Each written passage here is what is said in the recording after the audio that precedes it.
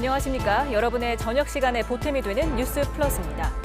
9명이 숨지고 7명이 다친 서울시청역 역주행 사고에서 사고차에 함께 탔던 운전자의 아내가 브레이크가 안 들었다고 경찰에 진술했습니다. 잠시 뒤 이슈 플러스에서 짚어보겠습니다. 먼저 오늘의 주요 뉴스부터 정리해드립니다.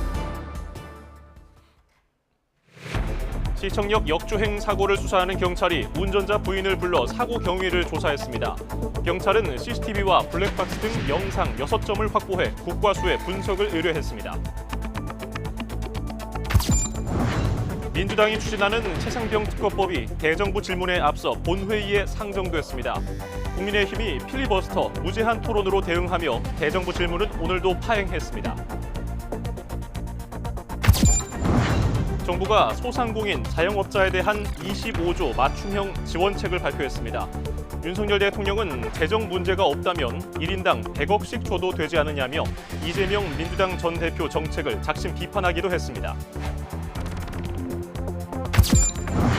미 대선 TV 토론 이후 바이든 대통령을 향한 후보 사퇴 여론이 일파만파 번지고 있습니다.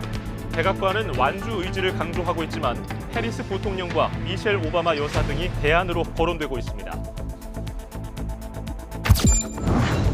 아동학대 혐의로 고소당한 축구선수 손흥민의 아버지 손흥정 감독과 친형 손흥윤 코치가 검찰 조사를 받았습니다. 진실 공방이 여전한 가운데 기소 여부에 관심이 쏠립니다.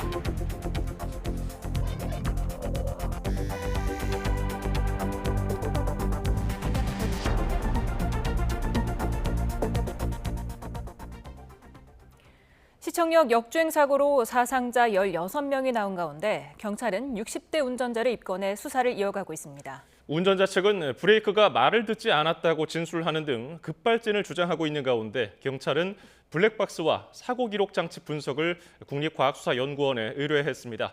사회부 취재기자 연결합니다. 윤태인 기자. 네, 사회부입니다. 오늘 경찰의 중간 수사 브리핑도 있었는데 어떤 내용이 나왔는지 설명해 주시죠.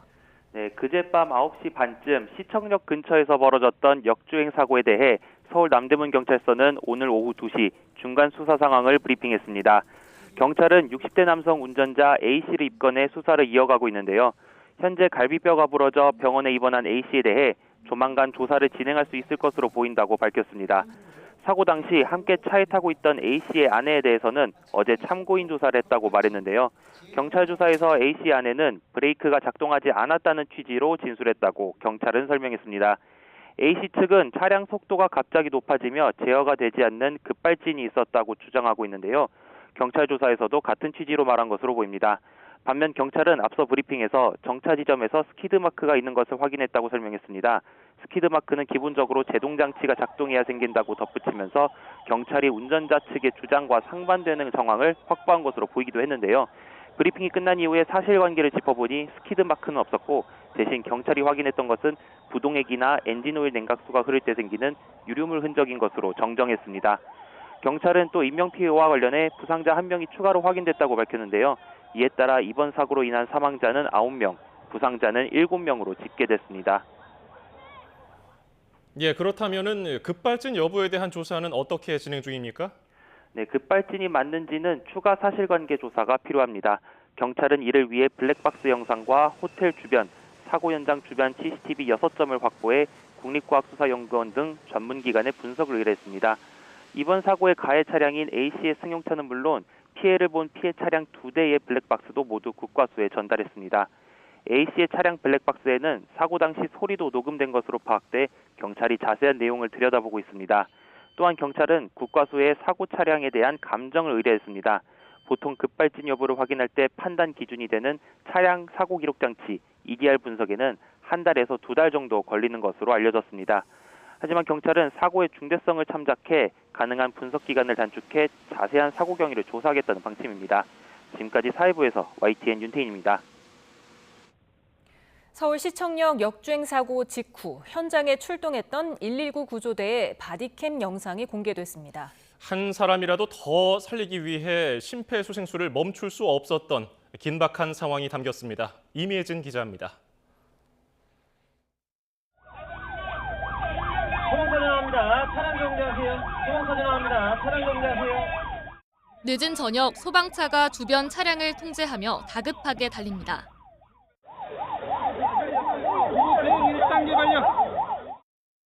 도착한 현장은 아비규환입니다. 사이렌 소리가 가득한 가운데 분주하게 움직이는 구급대원들이 보이고 부서진 차들 주변에 사람들이 쓰러져 있습니다. 이들에게 심폐소생술을 하는 구급대원들. 제발 호흡이 돌아오길 바라며 연신 가슴을 누르는 모습이 다급해 보입니다. 역주행 차량이 덮친 인도 쪽도 상황이 심각합니다. 자전거와 오토바이가 어디선가 튕겨나온 듯 널브러져 있고 인도와 도로를 가르던 난간도 형체를 알아볼 수 없을 정도로 부서져 당시 충격이 얼마나 강했는지 보여줍니다. 도로 곳곳에서는 여전히 심폐소생술이 진행 중이지만 끝내 돌아오지 못한 희생자들의 모습도 보입니다. 비극적인 사고가 발생한 현장. 지금은 시민들이 두고 간 국화꽃이 희생자들의 넋을 기리고 있습니다. YTN 임혜진입니다. 서울시가 시청역 차량 역주행 돌진 사고로 숨진 직원 2명의 추모 공간을 마련했습니다. 서울시청 7층에 마련된 추모 공간에는 갑작스러운 비보를 접한 동료 직원들이 방문해서 슬픔을 나누며 고인들의 명복을 빌었고 고인들이 일하던 사무실에는 조화가 놓였습니다.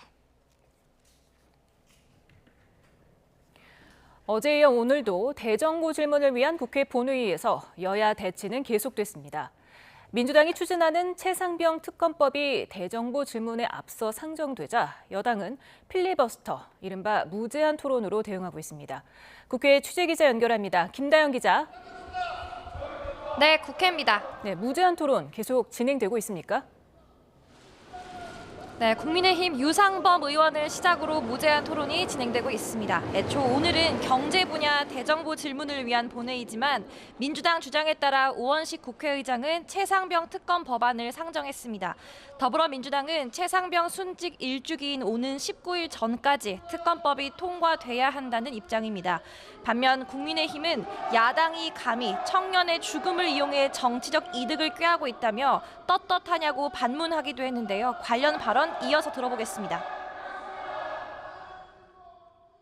역사적 대화를 하는 대통령은 자신과 연관된 문제에 대해서 초월해야만 진정한 지도자로서 국민에게 인정받을 수 있는 겁니다.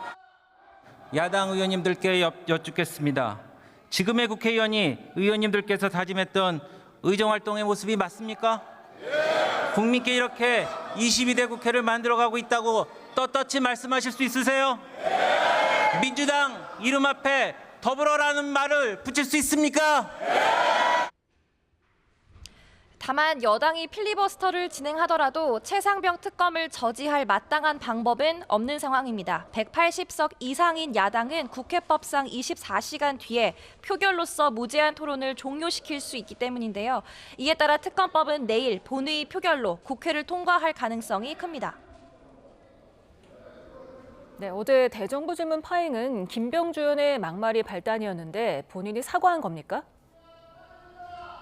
네, 말씀하신 것처럼 어제 민주당 김병주 의원이 정신 나간 여당 의원이라는 발언을 하면서 본회의가 파행됐습니다. 이후 국민의힘은 김 의원 본인이 직접 사과를 해야 앞으로 대정부 질문에도 참석하겠다고 완강한 뜻을 밝혔는데요. 하지만 김 의원이 눈에 흙이 들어와도 사과하지 않겠다고 버티면서 결국 민주당 박찬대 원내대표가 유감의 뜻을 밝힌다는 전제로 여당 의원들이 본회의에 참석했습니다. 하지만 박 원내대표의 표현을 두고 거센 항의가 터져나오기도 했는데요. 발언 직접 들어보시겠습니다. 어제 국회 본회의 대정부 질문이 파행된 것에 대해 안타깝게 생각하고 유감입니다. 서로 입장이 달라도 상대를 존중하고 거친 언사보다 정제된 모습으로 국회 운영에 임할 수 있기를 바랍니다. 이 밖에 오늘 본회의에서는 또 인사를 두고 신경전이 이어졌습니다. 토론을 위해 발언대에 선 유상범 의원이 국회의장에 대한 인사를 생략하자 비아냥이 오갔는데 관련 내용 준비돼 있습니다. 저한테 인사 안 하시나요? 인사 받으실 수, 양품의 행동만 해주시면 인사할 거죠. 그러면 인사하셔야지. 그렇게 생각하세요? 그러면 저는 그렇게 생각 안 해요. 어제에 이어 2일차 대정부 질문에서도 상호 존중 관례가 실종됐다는 지적이 나옵니다. 지금까지 국회에서 YTN 김다연입니다. 국민의힘 추경호 원내대표는 민주당이 이재명 전 대표 연루 의혹 수사 등을 담당한 검사 4명의 탄핵 소추안을 발의한 건 이 전 대표 방탄과 대권 야욕을 위한 책동이라고 비판했습니다. 추 원내대표는 국회에서 기자간담회를 열고 오로지 이 전 대표를 구하기 위한 민주당의 입법 횡포가 도를 넘고 있다며 이같이 말하고 이 전 대표 수사 담당 검사들을 수사하고 보복 탄핵하려는 건 도둑이 도리어 몽둥이를 드는 적반하장이 아닐 수 없다고 지적했습니다.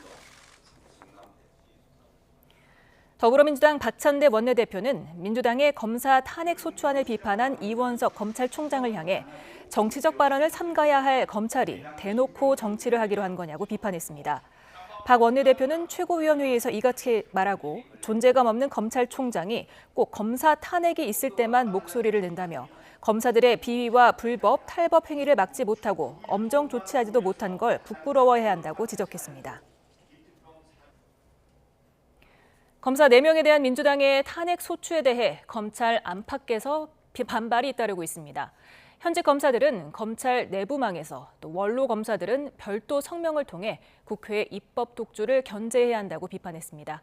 신지원 기자가 보도합니다. 민주당의 검사 탄핵안 발의에 검찰 안팎은 분노로 들끓고 있습니다. 내부 전산망에 게시된 검찰총장의 검사 탄핵 비판 입장문에는 댓글이 빗발쳤습니다. 이 전 대표의 후원금 의혹을 수사하고 현재 대장동 사건 공소유지를 담당하고 있는 이창수 서울중앙지검장은 우리나라 법치가 이렇게 한순간에 무너질 줄은 몰랐다며 삼권 분립이 규정된 대한민국에서 입법부의 탄핵소추권 남용이 바로잡혀야 한다고 밝혔습니다. 지난 2년간 서울중앙지검장에 역임하며 이재명 전 대표에 대한 수사를 지휘했던 송경호 부산고등검찰청장은 실무를 담당한 후배 검사 대신 자신을 탄핵하라고 올렸습니다.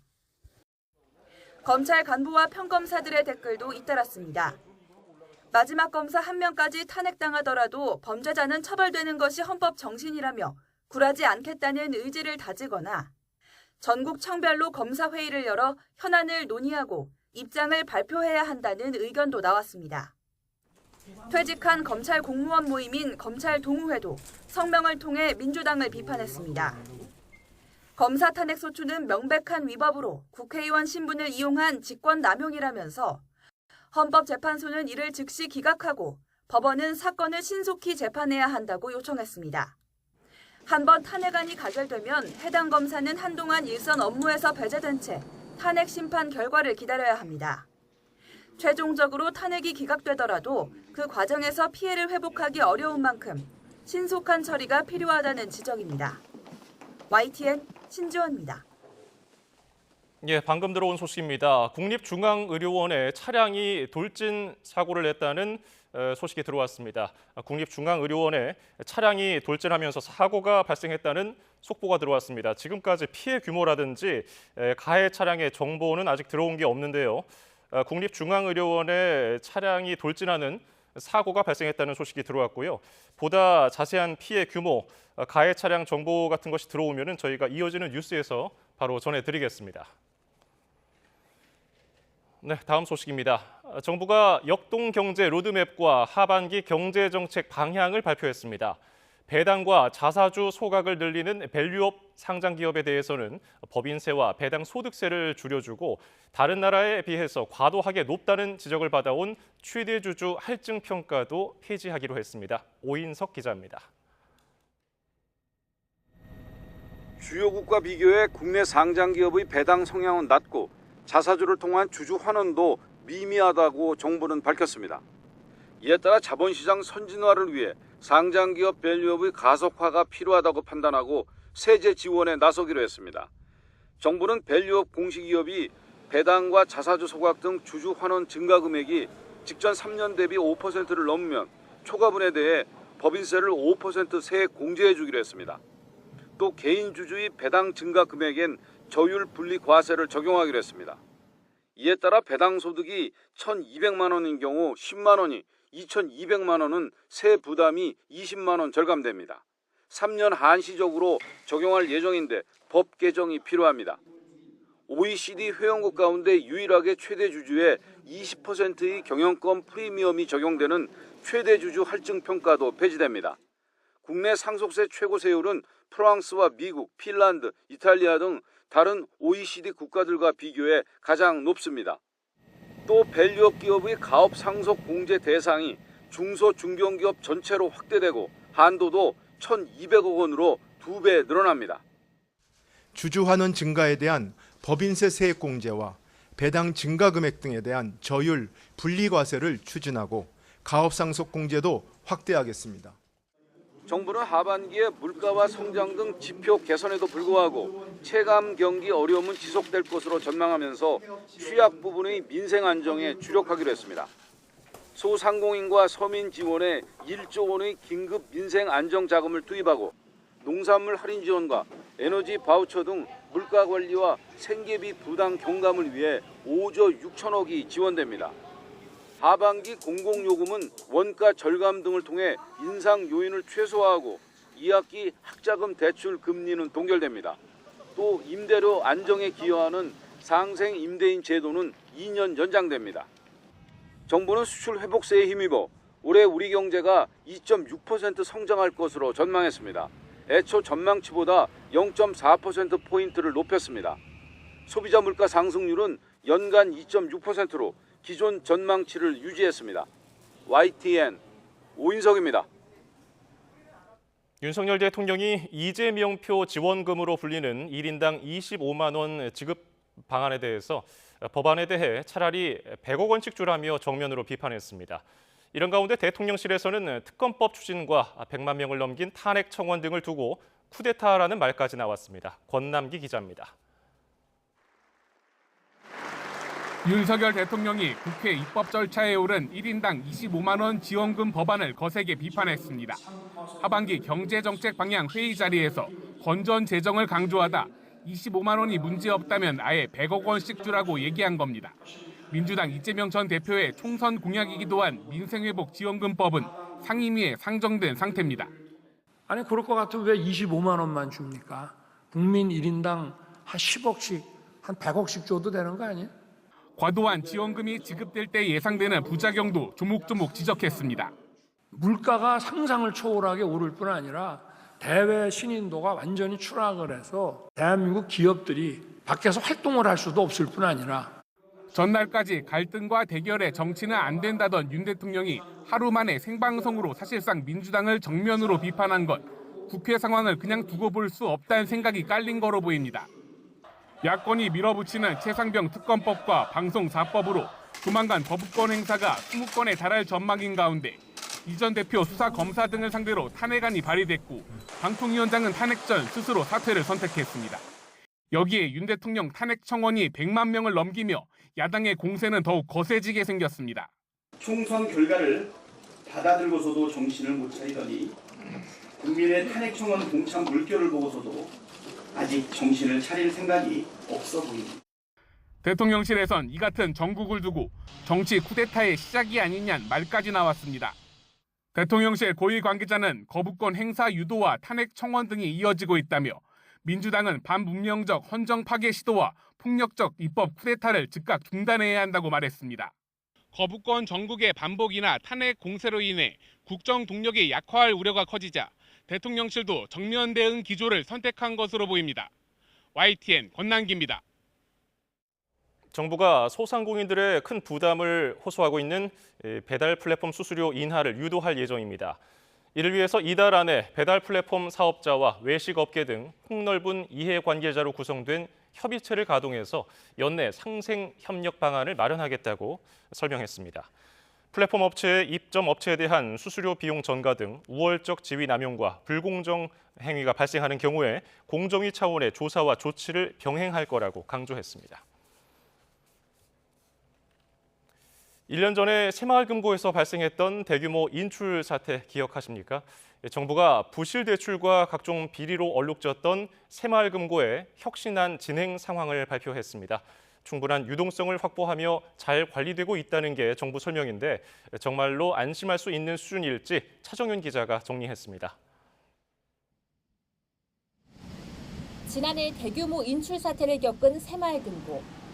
600억 원대 부실 대출이 터진 경기도 남양주 지역 새마을금고가 인근 다른 금고와 합병한다는 소식이 알려지자 전국적으로 고객들의 불안감이 고조되면서 한 달 동안 18조 원가량의 예금이 빠져나갔습니다. 걱정되고 불안해서 잠깐 들렀는데 좀 너무 조장하지 않았으면 좋겠습니다. 뱅크런 사태 1년이 지난 지금 충분히 건전성을 회복했다는 게 정부의 판단입니다. 새마을금고의 전체 예수금이 지난해 인출 직전 수준을 회복했고 가용자금은 더 높은 수준으로 관리되고 있다는 겁니다. 또 올 상반기 1조 8천억 원의 부실 채권을 매각해 연체율을 낮췄고 기존 9개 부실금고 합병에 더해 2개의 금고를 추가 합병하기로 했다며 자구 노력을 강조했습니다. 특히 가장 문제가 됐던 부실심사 대책으로는 10억 원 이상 고액 대출의 경우 내외부 통제를 통해 심사 절차를 강화했다고 강조했습니다. 하지만 우려의 시선은 여전합니다. 제2금융권의 기본적인 수준으로 다른 신협이라든지 이런 데랑 유사하게 가고 더 이상 이게 급증하거나 이런 일이 없어야 아마 신뢰성을 더 얻을 수 있지 않을까. 정부는 지난 21대 국회에서 끝내 처리되지 못했던 중앙회 지배구조 개혁 등 입법 과제를 22대 국회에 다시 올려 하반기 통과를 목표로 추진한다는 방침입니다. YTN 차정윤입니다. 한국노총 산하 레미콘 운송노조 수도권 본부가 내일부터 집단 휴업을 풀고 정상 운행에 들어가기로 했습니다. 노조는 일단 업무를 재개한 뒤 수도권 14개 권역별로 해당 사측과 운송비 협상을 열자는 레미콘 제조사들의 입장을 받아들여 정상 운행하기로 했다고 밝혔습니다. 앞서 노조 소속 레미콘 차량 사업자 8,190여 명은 레미콘 제조사들과의 통합 교섭을 요구하며 지난 1일부터 사흘간 집단 휴업했습니다. 경북 안동에서 아프리카 돼지열병 ASF가 또 발생했습니다. 올해 5번째, 경북에서만 3번째입니다. 야생 멧돼지가 원인으로 추정됩니다. 이윤재 기자가 보도합니다. 경북 안동에 있는 돼지 농장 앞에 출입을 막는 표지판이 설치됐습니다. 농장 주변을 오가는 발길은 뚝 끊겼고 방역차만 간간히 오갑니다. 제가 서 있는 곳에서 600m 안쪽에 아프리카 돼지열병이 발생한 농장이 있는데 이곳에서부터 출입을 차단하고 있습니다. 흑돼지 190마리를 키우는 농장으로 며칠 사이 어미돼지 등 7마리가 잇따라 폐사하면서 신고됐습니다. 검사 결과 이 가운데 5마리가 아프리카 돼지열병에 걸린 거로 확인됐습니다. 정확한 감염 원인은 조사가 이뤄지고 있지만 야생 멧돼지가 원인으로 추정됩니다. 앞서 지난달 12일 ASF에 감염된 야생 멧돼지가 반경 4km 주변에서 발견되기도 했습니다. 방역당국은 역학조사에 앞서 안동을 비롯해 주변 6개 시군에 일시 이동 중지 명령을 내렸습니다. 또 발생농장 반경 10km 이내 양돈농장 5곳에 있는 돼지 15,000여 마리는 임상, 정밀 검사를 진행하고 있습니다. 지금 신고 들어온 즉시 저희들이 시험소 방역관 2명이 현장에 가서 부검하고 실을 채취했고요. 일시 이동 중지 명령을 내렸고요. 그 대상은 안동하고 인접 6개 시군입니다. 올해 ASF 발생 농장은 전국에서 5곳, 이 가운데 3건은 경북 지역이었습니다. 경북 영천에 이어 17일 만에 ASF가 또 확인되면서 방역당국의 긴장감도 높아지고 있습니다. YTN 이윤재입니다. 하반기 첫 분양에 나선 수도권 단지들이 높은 청약 경쟁률을 기록했습니다. 한국부동산원 청약홈을 보면 경기도 과천 디에트르 퍼스티지는 어제 진행한 1순위 청약에서 453가구 모집에 10만 3,513명이 접수해 평균 경쟁률 228.5대 1을 기록했습니다. 같은 날 1순위 청약을 받은 서울 마포자이 힐스테이트 라첼스는 163.9대 1, 경기 성남 수정구의 산성역 해리스톤은 평균 경쟁률 30.5대 1을 기록했습니다. 이달에는 수도권 3만 가구를 포함해 전국에서 54개 단지 4만 4,355가구가 분양될 예정입니다. 이는 올해 들어 월간 최대치로 지난해 같은 기간보다 2.5배 많습니다. 부동산 R114 자료를 보면 수도권 분양 3만 가구 가운데 81%를 차지하는 2만 4,500여 가구가 경기도 물량이고 서울에는 5천 가구 가까이 분양합니다. 비트코인 가격이 반감기와 이더리움 상장지수 펀드, ETF 출시 효과 등에 힘입어 올해 사상 최고를 경신할 가능성이 크다는 전망이 나왔습니다.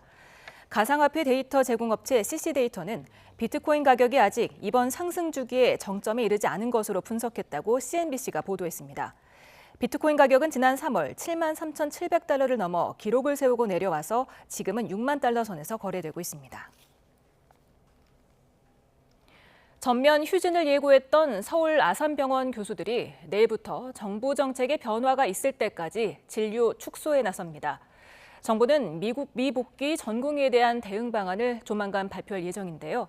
5개월째 접어든 의정 갈등 사태는 좀처럼 해결의 기미를 찾지 못하고 있습니다. 백종규 기자의 보도입니다. 이른바 빅5 병원 가운데 한 곳인 서울 아산병원을 수련 병원으로 둔 울산대 의대 교수들이 진료 축소 카드를 꺼내들었습니다. 예고했던 무기한 휴진 대신 자율적인 진료 재조정에 나서기로 한 겁니다. 교수 비대위는 입장문에서 의료 붕괴가 시작되는 국가 비상 상황에서 선별적이고 강도 높은 진료 축소와 재조정을 통해 중증이나 응급, 희귀 난치성 질환 진료에 집중하기로 했다고 밝혔습니다. 환자 피해라는 부정적 여론 탓에 전면 휴진이 쉽지 않다는 판단에 따라 장기전 체제로 바꿔 정부를 압박할 것으로 보입니다.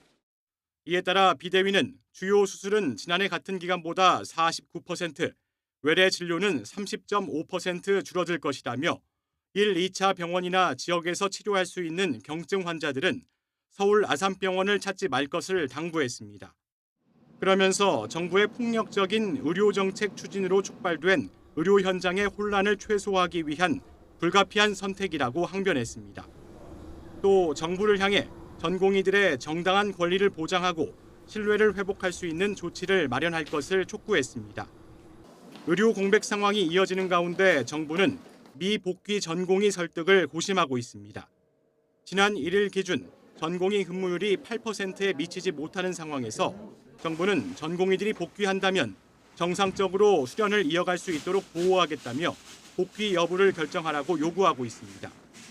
하반기 전공의 모집을 위해 하직 여부를 확정하는 시점이 임박했기 때문인데 조만간 대응 방안을 발표할 예정입니다.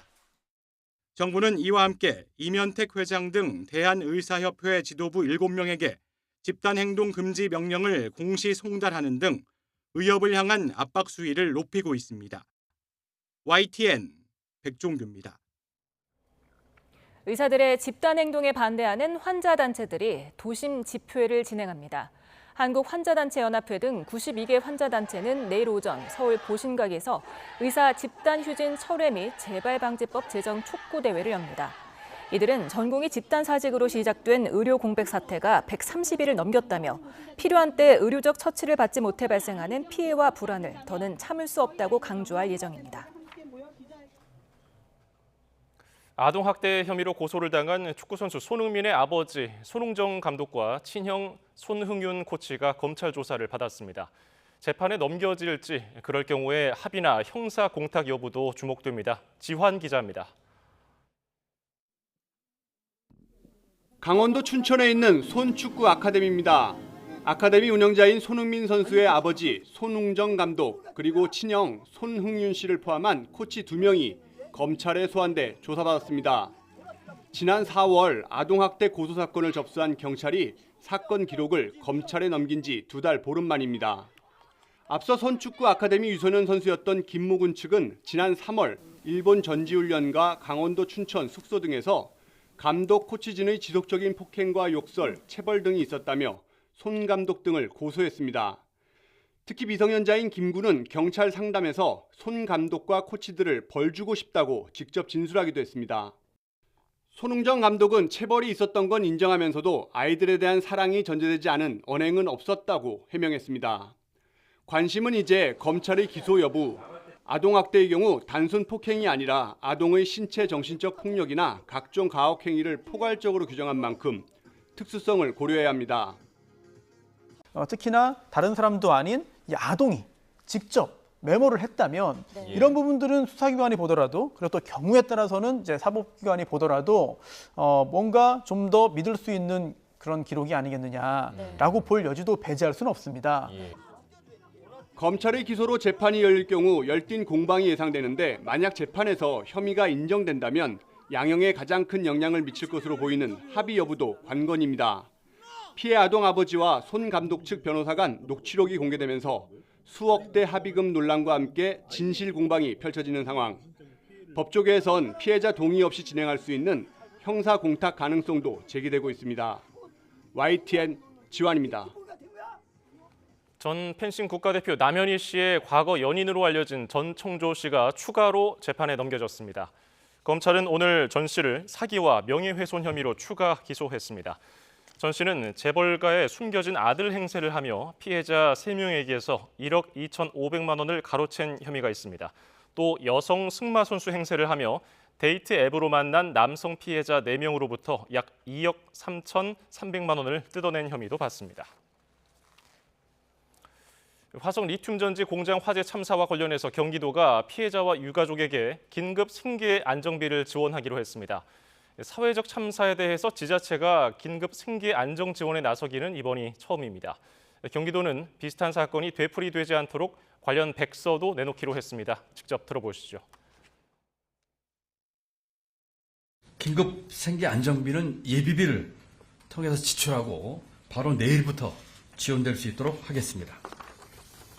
사망자 23분의 가족에게는 3개월분 긴급 생계비인 550만 원, 중상자 2분께는 2개월분인 367만 원, 경상자 6분께는 1개월분인 183만 원을 긴급 지원합니다. 참사를 되풀이하지 않는 또 예방할 수 있는 첫걸음은 사고의 철저한 진상규명과 반성, 성찰에서부터 시작합니다. 경기도는 이번 사고를 계기로 산업 안전과 이주 노동자 문제 등에 대한 새로운 기준이 될 백서를 만들겠습니다. 재난 예방 대응의 종합 보고서 또는 지침서가 될 것으로 저희는 기대합니다. 오늘 오후 2시 24분쯤 전북 부안에서 또다시 규모 2.3의 지진이 발생했습니다. 지진의 진앙은 전북 부안군 남남서쪽 4km 지역으로 지난달 12일 규모 4.8의 지진이 발생한 행안면입니다. 이번 지진으로 전북 지역 곳곳에서 건물 위층에 있는 소수의 사람이 느낄 수 있는 진도 2의 진동이 감지됐습니다. 기상청은 지진으로 인한 피해는 없는 것으로 보이지만 진원의 깊이가 8km로 낮아 인근인 전북 지방을 중심으로 약한 흔들림이 있었다고 밝혔습니다. 9월 대구 간송미술관 개관에 맞춰 소개될 국보와 보물 등 문화유산이 서울에서 대구로 이송됐습니다. 간송미술문화재단은 국보인 훈민정음 해례본과 보물인 신윤복의 미인도 등 문화유산 98점이 서울 성북구 간송미술관에서 대구 수성구 대구 간송미술관으로 이송됐다고 밝혔습니다. 이번 이송은 1938년 간송미술관 설립 이후 최대 규모로 경찰의 호송 협조를 받아 극비리에 진행됐습니다. 바이든 미국 대통령이 첫 TV 토론 이후 사퇴 압박을 받고 있는 가운데 각종 여론조사도 후보 교체론에 힘을 싣고 있습니다. 반면 트럼프 전 대통령은 성추문 입막음 사건 선고 공판이 연기되며 호재가 이어졌습니다. 워싱턴 권준기 특파원입니다. 토론 이후 백악관으로 돌아온 바이든 대통령의 첫 공개 외부 일정은 폭염 대책 발표였습니다. When disaster strikes, there are no red states or blue states. I've demonstrated that. 바이든 대선 캠프는 토론 이후 자체 조사 결과 지지율의 변화가 없는데도 언론이 불안감을 과잉 보도하고 있다고 주장했습니다. 백악관도 토론을 망친 건 감기 탓이었다며 후보직에서 물러날 뜻이 없다는 점을 분명히 했습니다. What I can tell you is that he had a cold and a bad night. I would not see this as an episode. 하지만 사퇴 압박은 더 거세지고 있습니다. 민주당 현역 의원 가운데 처음으로 로이드 도겟 의원이 바이든의 중도 사퇴를 공개 요구하고 나섰습니다. 토론에서 유권자를 안심시키지 못했다며 재선 도전을 포기하라고 압박했습니다. CNN이 토론 이후 집계한 여론조사도 후보 교체론에 무게를 실었습니다. 트럼프와 맞대결에서 바이든보다 해리스 부통령이 더 경쟁력 있는 것으로 나타났다며 유권자 75%가 후보 교체를 원한다고 보도했습니다.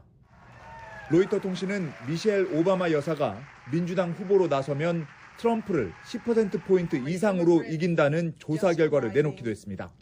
반면 트럼프 전 대통령은 장애물이 하나씩 사라지고 있습니다.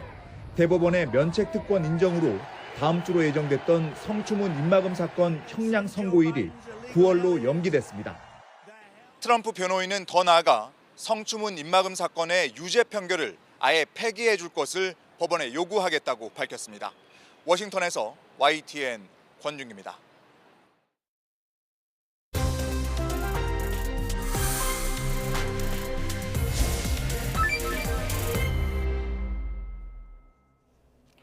열여섯 명의 사상자가 나온 시청역 역주행 사고를 두고 연일 의문점이 제기되고 있습니다. 운전자 측은 급발진을 주장하고 있지만 급발진으로 볼 수 없는 정황이 나오고 있기 때문입니다. 향후 수사 쟁점이 무엇인지 백기종 공인탐정연구원장과 짚어보겠습니다. 어서 오십시오. 네, 안녕하십니까. 네, 오늘 경찰이 시청역 인근 교통 참사에 대한 2차 브리핑을 진행을 했습니다. 주요 내용 듣고 와서 본격적인 얘기 나눠보도록 하겠습니다. 차량의 속도, 급발진, 제동장치 여부 등과 관련해서는 어제 해당 차량을 국가수에 감정을 의뢰하였습니다.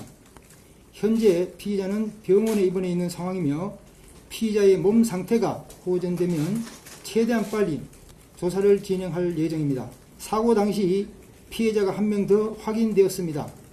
해당 피해자는 사고 직후 다른 피해자의 병원 후송 시 동행하여 현장에 없었던 분으로 경상으로 확인됩니다.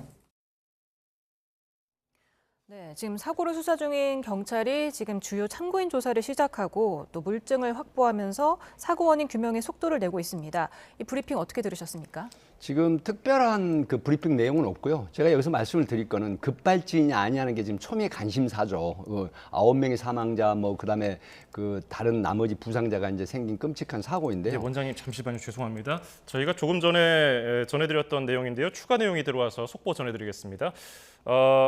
오늘 오후 5시 20분쯤에 서울 중구에 있는 국립중앙의료원 응급실 앞 주차장에서 택시가 돌진하는 사고가 발생했습니다. 이 사고로 보행자 3명이 지금까지 다친 것으로 파악이 됐습니다. 그리고 한 명은 병원으로 옮겨져서 치료를 받고 있고요. 택시 운전자는 죄송합니다. 네, 제가 알겠습니다. 택시 운전자는 음주 상태는 아니었던 것으로 파악이 됐습니다. 경찰은 정확한 사고 원인을 알아보고 있습니다. 다시 한번 전해드리도록 하겠습니다. 오늘 오후 5시 20분쯤 서울 중구에 있는 국립중앙의료원 응급실 앞 주차장에서 택시가 돌진하는 사고가 발생했습니다. 이 사고로 보행자 3명이 다친 것으로 파악됐는데 한 명은 병원으로 옮겨져 치료를 받고 있습니다. 택시 운전자는 음주 상태는 아니었던 것으로 파악이 됐고요. 경찰은 정확한 사고 원인을 알아보고 있습니다. 조금 더 자세한 내용 들어오면 그때 다시 전해드리겠습니다. 예, 원장님 저희가 말을 끊어서 죄송합니다. 네, 아닙니다. 예. 지금 저 사건 내용을 잠깐 말씀을 드리면요. 안 그래도 시청역 사건 때문에 포비아 그 심리라고 알죠. 공포심이 지금 자동차에 대한 안전지대가 없구나 하는 포비아 심리가 지금 확산되고 있는 게 사실이에요. 왜 그러냐면 제가 이제 강의도 하고 있지만 아침에 나갈 때 횡단보도를 건너거나 아니면 인도나 도보로 건널 때도 항상 차를 조심해라는 얘기가 지금 굉장히 퍼지고 있거든요. 이건 뭐냐면 지금 이번 사건 같은 경우도 보면 안전한 지대죠. 가드레일 안쪽에 그 보도에서 대화를 하고 있거나 횡단보도를 건너거나 또 정상적인 방법으로 주행 중에 사고를 당해서 9명의 끔찍한 그런 참사가 발생을 했지 않습니까? 자, 지금 다시 이제 말씀을 드리면 이 소위 말하면 그 EDR이라고 들어보셨죠? 이게 이벤트 데이터 리코더라고 하는 건데요. 사고 기록 장치라는 게 있습니다. 이걸 감식을 하게 되면 그 제동이라든가 급가속이라든가 그다음에 조향 장치가 뭐냐면 문제가 생겼을 때 핸들을 돌렸나 안 돌렸나 그다음에 이제 이런 것들을 기록하는 장치입니다. EDR이. 그래서 이게 어떤 거냐면 급발진이냐 아니냐는 그 방법은 어디서 지금 나오냐면 EDR에 5초 정도 기록이 됩니다. 사고 전 기록이. 그럼 이때 급발진 같으면 강력한 브레이크를 밟았느냐 안 밟았느냐 이게 지금 관건이 됩니다. 또 조향 장치를 작동을 했느냐 안 했느냐. 근데 지금 현재까지 드러난 상황으로 봐서는 이 EDR에 5초간 기록된 장치의 일부 지금 알려진 내용에 의하면 이 급브레이크를 밟았다는 이런 건 없고 90% 이상의 가속 페달을 밟았다. 이렇게 된다라고 하면 지금 차모 씨 68세 된 운전자가 주장하는 급발진 상황은 상당히 희박한 쪽으로 기울고 있다. 또 하나는 뭐냐면 두 군데서 약간의 제동 장치가 이제 드러났는데 마지막에 시청역 12번 출구 앞에서 이 횡단보도 신호를 앞둔 곳에서 서서히 진행을 하다가 그다음에 미등이 들어오죠. 이게 브레이크 보조등입니다. 예. 그렇다고 하면 이 급발진 사고 차량은 누군가 구조물을 받거나 어떤 건물을 받아서 이 제동이 이제 그치는 중지되는 작동이거든요. 근데 지금 이거는 스스로 이 제동 장치를 밟고 선 걸로 정차한 걸로 보이기 때문에 이런 여러 가지로 봐서 현재 급발진 사고는 아닌 걸로 분석이 되는 것이고 상당수 지금 전문가들이 일부 10%에서 20% 정도는 급발진 사고가 발생을 했다가 다시 원상 회복이 됐다고 하는 부분인데 해외나 국내 사례를 보면 아직까지 이런 사례가 한 건도 없다라고 합니다. 예. 그런 측면에서 급발진 사고는 아닌 걸로 지금 기울고 있다. 이렇게 지금 조심스러운 추단을 할 수가 있겠습니다. 예. 현장에서 여러 경험으로 비추어 봤을 때 이게 기존의 급발진이라고 주장을 하는 그런 사건들과 좀 차이점을 보인다는 거죠. 상당히 보이죠. 왜 그러냐면 급발진 사고라고 하더라도 보통 조향장치, 지금 이분 같은 경우는 40여 년간 전문, 그러니까 저 영어로 해서 죄송하지만 프로페셔널 드라이버잖아요. 전문 그 운전을 하신 분이기 때문에 호텔에서 나와가지고 당연히 우측으로 만약 급가속이 진행이 됐다라고 하면 우측으로 꺾는 상황이고 또 그 진입 금지라는 편말이 있지만 직진했을 때 좌측이나 우측으로 해서 건물이나 아니면 다른 차량에 부딪혀가지고 이 제동이 걸리는 이런 형태가 돼야 그 정상적인 거거든요. 그럼에도 불구하고 이런 행동 자체가 전혀 없었다라는 것이고 오히려 그 엑셀을 90% 이상 가속을 했다라고 하는 부분이 지금 급발진 주장을 상당히 뒤집는 그런 요인이 된다 이렇게 볼 수가 있겠죠. 네, 그런데 어제 저희 시간대 출연을 해주신 교통사고 전문 변호사의 말에 따르면 브레이크를 밟았더라도 이런 경우 급발진하는 경우에는 브레이크가 벽돌처럼 딱딱해서 밟히지가 않는다 이런 케이스도 있던데요. 지금 그 부분은 이제 논란이 있겠지만 EDR에는 이 급발진 당시에 브레이크를 밟게 되면 어찌됐든 기록이 됩니다. EDR에. 예. 이벤트 데이터 리코더라고 하는 기록의 그 장치의 기록이 사고 기록 장치가 되기 때문에 기록이 되기 때문에 이 부분은 국립과학수사연구원에서도 약간의 논란이 있어요. 그럼에도 불구하고 일반적인 부분은 EDR에 기록이 되기 때문에 브레이크를 밟았느냐 밟지 않았느냐 이 부분은 뭐 그렇게 큰 문제는 안 될 것 같고요. 문제는 뭐냐면 지금 블랙박스에 돼 있는 오디오냐 비디오 이 부분이 상당히 중요한 요소가 됩니다. 예. 그러나 이 오디오가 작동이 안 되고 비디오가 작동이 안 되고 오디오만 됐다고 하는데 지금 알려진 건 어라고 하는 이런 부분이 있었거든요. 여기서 아주 정확하게 짚고 넘어갈 게 있어요. 어라고 하는 게 아니라 만약 급발진이었다고 하면 이 차가 왜 이래? 브레이크가 듣지 않네? 이런 녹음이 돼야 됩니다.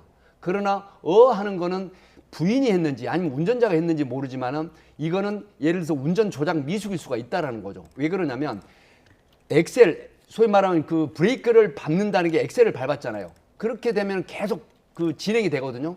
이러기 때문에 아마 안에서 두 분 중에 한 분이 하고 놀랬다라고 하는 부분은 이게 지금 급발진하고는 상당히 거리가 먼 오디오 녹음이다. 이렇게 볼 수 있겠습니다. 네, 예. 지금 조금 전 들어온 속보 다시 한번 전해드립니다. 오늘 오후 5시 20분쯤에 서울 중구에 있는 국립중앙의료원 응급실 앞에 주차장에서 택시가 돌진하는 사고가 발생했는데요. 이 사고로 보행자 3명이 다친 것으로 파악이 됐는데 지금 한 명은 병원으로 옮겨져 치료를 받고 있습니다. 예, 지금 새로운 내용이 들어온 게 있는데요. 소방 관계자에 따르면은 이 사고를 낸 택시 기사가 급발진을 주장하고 있는 것으로 알려지고 있습니다. 다시 한번 전해드립니다. 앞서 전해드린 국립의료원 응급실 앞 주차장에서 택시가 돌진하는 사고가 발생했고 보행자가 현재 3명이 다친 것으로 파악됐고요. 한 명은 병원으로 옮겨서 치료를 받고 있는데 이 택시 기사가 급발진을 주장하고 있다는 내용까지 전해드리겠습니다. 보다 자세한 내용은 이어지는 뉴스에서 추가 내용이 들어오면 전해드리도록 하고요. 계속 이야기를 가면요. 지금 많은 분들도 아마 조선호텔 그 지하 주차장에서 올라오는 그 길 아실 거예요. 거기서 언덕에서 올라오게 되면은 그 있습니다. 주차장 끝에 조그마한 턱이 있더라고요. 거기서부터 차량 가속이 시작됐다는 게 경찰 발표인데 그거는 어떻게 좀 특이점이 있습니까? 사실 이제 그 턱이 있는 부분은 여기서부터 속도를 줄이고 그다음에 앞에서 통행하는 차량에 대한 사고를 막기 위한 방법으로 턱을 지금 만들어놨는데 이 턱 쪽에서부터 진행이 상당한 속도로 진행이 돼서 그다음에 진입금지 편말을 지나가지고 역주행을 해서 돌진을 이제 200여 미터 가량 했다라고 하는 부분인데 만약에 급발진 주장이라고 한다라고 하면 그 부분에서부터 급발진이 일어났다라고 봐야죠. 예. 그럼에도 불구하고 그 이후에 일어났던 여러 가지 상황들 그리고 이제 12번 그 시청역 출구 쪽에서 이 소위 말하면 스스로 제동 장치 그 점등이 되면서 제동을 했다는 이런 부분들을 봤을 때 지금 급발진 속도로 인한 가속이 일어났을까라고 하는 데는 상당한 의문이 있다. 이렇게 말씀을 드릴 수 있겠습니다. 네, 아까 블랙박스에 오디오만 네. 녹음이 돼 있었다고 네. 말씀을 하셨고 이런 네. 얘기만 들렸을 뿐 뭐 다른 대화는 없었던 네. 것으로 보이는데 네. 너무 당황하면 또 사람이 말을 하기도 좀 힘든 그런 상황도 있지 않겠습니까? 그렇지 않습니다. 예를 들어서 본인이 의도하는 대로 운전이 안 되지 않습니까? 그런데 급발진이 일어나게 되면 브레이크가 듣지 않아. 이거 왜 이래? 이거 자동차가 이상해. 통상적으로 이런 얘기가 오디오 속에 담깁니다. 근데 하는 거는 이제 어떤 분이 했느냐가 중요하지만 본인이 운전 미숙으로 브레이크를 밟아야 되는데 가속하는 엑셀을 밟았을 때도 소리가 나오고 또 옆에 동석한 부인이 또 놀래서 할 수가 있죠. 그럼에도 불구하고 이 오디오에 다른 내용이 없었다고 하는 부분은 객관적인 여러 가지 현장 경험치기라든가 객관적인 교통사고 사례로 봤을 때는 급발진으로 보기보다는 운전 조작 미숙 쪽이 훨씬 더 가는 그런 오디오 소리다 이렇게 볼 수 있겠습니다. 예. 그리고 오늘 경찰 브리핑에서 좀 특이했던 점은 처음에는 스키드 마크를 확보했다고 발표를 했다가 1시간 뒤에 번복했거든요. 유류물 자국, 부동액이라든지 이런 기름 자국이었다는 건데 왜 이런 번복이 있었을까요? 지금 이 부분은 정확하게 말씀을 드리면 그 당시 사고 차량이 이제 제동이 돼 있는 상태, 그다음에 그 주행하는 걸 쭉 감식을 해가지고 이 소위 말하는 브레이크 스키드 마크가 발견했다라고 하는 부분인데 이걸 왜 정정을 했냐면 사고 난 차 모 씨가 운전했던 차량의 타이어 흔적과 그다음에 실제로 그걸 본을 떠가지고 감식을 해서 일치가 돼야 됩니다. 근데 그 과정이 없었던 겁니다. 그렇기 때문에 섣부르게 이게 그 사고 난 차량의 타이어 흔적, 소위 말하면 스키드 마크, 사고를 방지하기 위한 급브레이크를 밟았다라고 하는 이런 부분이 상당히 논란을 불러일으킬 수 있거든요. 그래서 이런 부분에 정정을 했을 가능성이 높다. 이렇게 말씀을 드릴 수 있겠습니다. 네, 그런데 운전자가 부부싸움을 하다가 홧김에 가속 페달을 밟았다는 루머가 나오기도 했습니다. 이런 루머는 어떻게 해서 나오게 된 걸까요? 지금 이 지라시가 굉장히 그 많은 사람들에게 됐고 또 수사기관에서조차 이 부분에 대한 추단이나 예단을 하지 말라고 하는데요. 지금 호텔의 로비에 있는 CCTV를 수거를 해갔습니다. 그리고 블라인드에 어떤 얘기가 올라왔냐면 사실은 호텔 직원, 호텔에 근무하는 사람인데 그 부부가 싸움을 하고 그다음에 지하 주차장으로 내려간 게 목격이 됐다라고 하는 부분이거든요. 그런데 이 부분도 전혀 지금 배제를 못하는 이유가 만약에 급발진이 아니라고 했을 때 부부싸움으로 인한 홧김에 엑셀을 밟았다고 하는 측면도 배제를 못하거든요. 만약 그렇게 됐다고 하면 이 교통사고 처리 특례법이 아니라 제명도 바뀔 수가 있습니다. 그러나 조심스러운 건 뭐냐면 여러 가지 상황으로 봐서 급발진이 아니라고 하는 부분들에 대한 명확한 분석 결과가 나와야 되기 때문에 이 부분이 지금 지라시로 돌고 있는 이 부분도 결코 그러나 배제할 수가 없다고 하는 측면인데 많은 그 교통사고 처리 상황에서 보면은 최초에 부부싸움을 하다가 사고가 나게 되면 정말로 이게 엑셀인지 브레이크인지를 모르고 가속을 하는 경향이 있거든요. 이런 부분이 만약에 진실로 드러나게 된다고 하면 여기에 대한 논란이 종지부를 찍을 수 있다. 이렇게 말씀을 드립니다. 예. 그리고 앞서서 EDR 사고 기록 장치 얘기도 해주셨는데 그 브레이크 등 특히 우리가 쉽게 확인할 수 있는 자동차 상단부에 있는 길다란 가로로 길다란 그 브레이크 등이 안 들어왔다는 거 아닙니까? 그것도 중요한 단서가 되겠군요. 사실은 그 브레이크 등이라고 하는 부분은 전체적으로 보면 그 이 차량 상황으로 봐서 브레이크 등이 들어오고 안 들어오고 하는 게 굉장히 중요한 요소입니다. 왜 그러냐면 급발진이 일어났다라고 해도 전기선 같은 부분이 이 작동이 안 되는 경향은 없거든요. 여러 가지 상황으로 봐서. 그래서 지금 브레이크 등이 들어오느냐 안 들어오느냐, 보조 등이 들어오느냐 안 들어오느냐 이런 부분도 이 사고 규명하는 데 상당한 중요한 문제가 됩니다. 지금 경찰이 운전자에 대해서 구속영장을 신청하는 방안도 검토 중인데 이 신청 여부를 가를 쟁점이랄 게 있을까요? 지금 첫 번째 중요한 건 뭐냐면 보통 우리가 12개 항목이라는 교통사고 그 항목이 있습니다.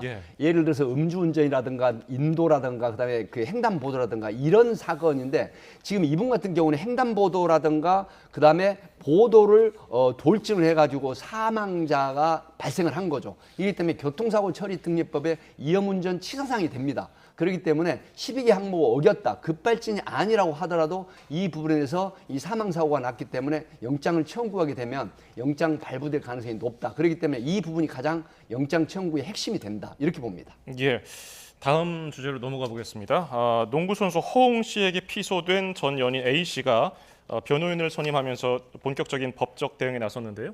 그런데 이 전 연인 A 씨가 선임한 변호인에게 관심이 쏠리더라고요. 네. 예. 사실은 이제 그 전 변호인이 김앤장 출신이죠. 허웅 측에 굉장히 그 실력 있는 변호사로 알려지고 있죠. 그럼에도 불구하고 지금 전 여자친구의 변호인이 또 선임이 됐지 않습니까? 예. 이 종원 변호사라고 하는데 이분도 지금 상당한 그 화제가 되는 변호사인데 이분이 지금 하는 말이 관건이에요. 어떤 거냐면요. 여성은 욕망의 배설구가 아니다. 이 부분이 지금 굉장히 많은 그 대중들로부터 인식이 되고 있는 건데 어떤 거냐면 허웅 씨 쪽에서는 어쨌든 연인간이었지만 피임을 하지 않는 연인과의 관계 그러나 그 이후에 임신이 됐다고 하면은 여기에 대한 책임감 있는 모습 이런 것들이 없다라고 하는 게 지금 일부 알려지면서 반박 지금 얘기가 나오지만 이런 부분에서 상당히 그 허웅 측의 책임이 크다라고 하고 그다음에 전 여자친구에 대한 비판은 상당히 줄어드는 이런 형태가 지금 되고 있습니다.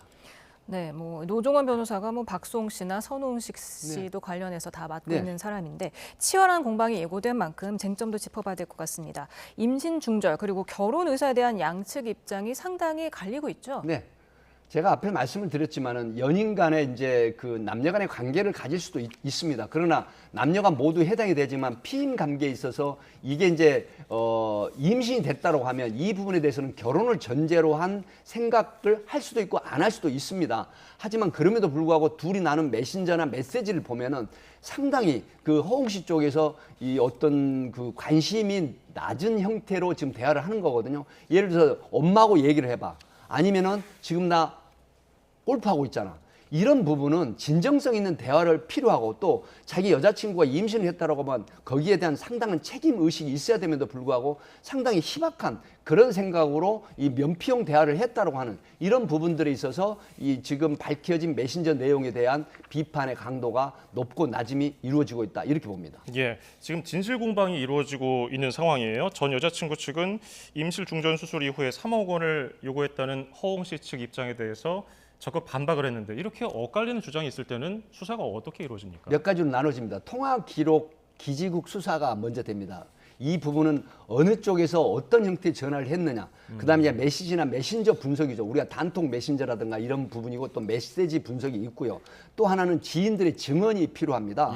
그다음에 CCTV나 블랙박스 이 부분은 뭐냐면 어떤 장소에서 메시지나 메신저를 보냈고 이런 다툼이 있었다고 하는데 그다음에 마지막이 뭐냐면요. 블랙박스에 메모리 카드가 있고요. 그다음에 끝으로 과학수사 기법이 하나 있습니다. 양쪽이 동의를 얻어서 거짓말 탐지기 조사를 합니다. 이렇게 되면 누군가 진실 반응이나 허위 반응이 나오거든요. 지금 외국 사례 같은 경우에는 보면은 이 과학수사 기법에 거짓말 탐지기의 진실이냐 허위 반응을 상당히 정황 증거로 채택을 하고 있거든요. 물론 이게 직접 증거가 안 되긴 하지만 정황 증거의 재판에서 승소나 패소에 상당한 이 판가름이 나는 형태이기 때문에 이 과학수사 기법을 마지막으로 적용하는 이런 수사가 가능합니다.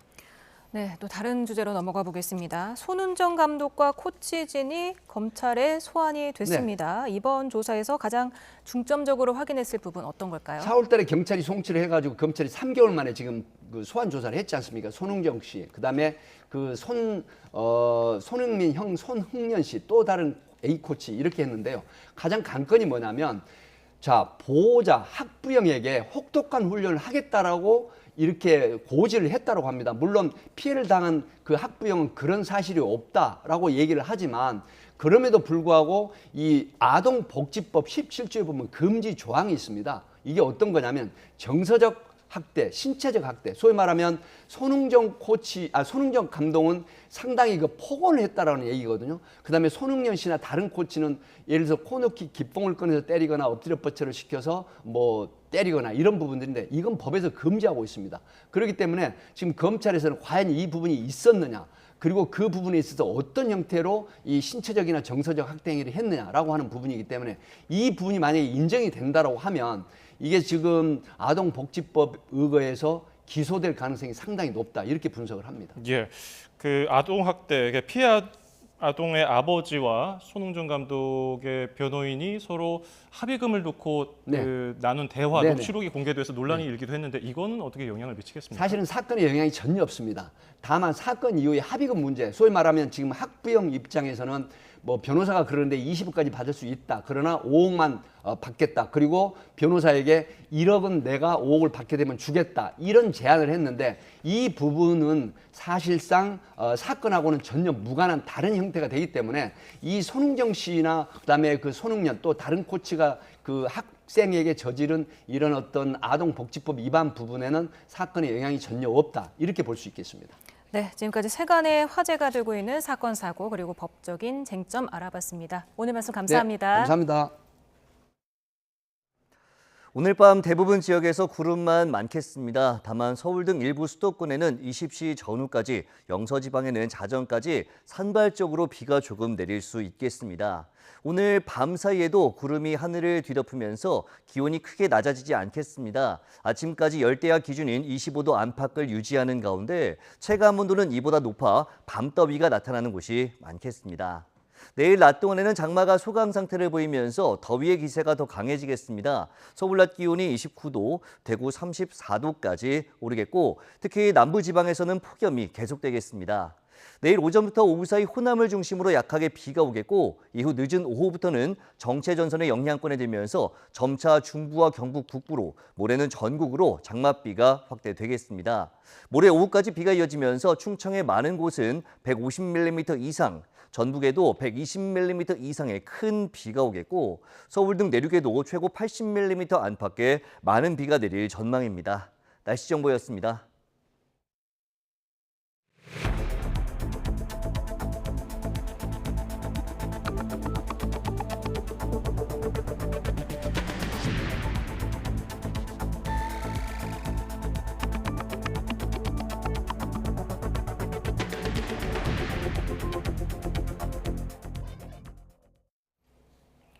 국회 본회의 상황과 맞물려 국민의힘 당권 주자들 사이에서도 최상병 특검법 논쟁이 재점화됐습니다. 원희룡 후보는 제3자 추천 특검을 꺼낸 한동훈 후보의 궤변을 멈추라고 촉구했고 한 후보는 비판만 하지 말고 대안을 내라고 맞섰습니다. 임성재 기자입니다.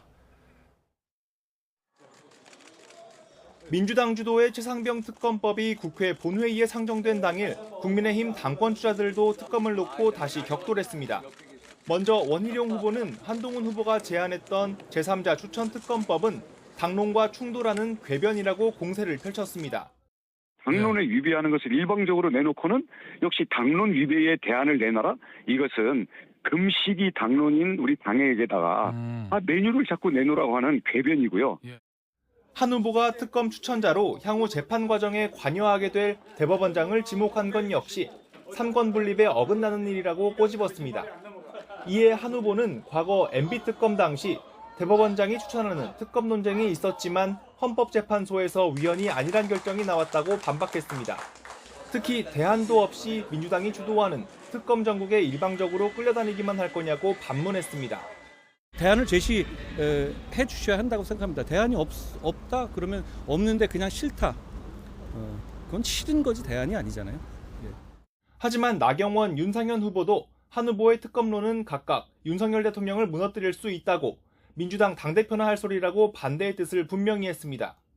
나 후보는 또 친윤, 비윤 같은 계파에 선을 그으며 차별성을 부각했고 이 또 다른 계파가 시작된 것 같아요. 너무 싸워요. 너무 싸워요. 또 대통령 너무 팔아도 안 되고요. 대통령하고 또 너무 각세워도 안 됩니다.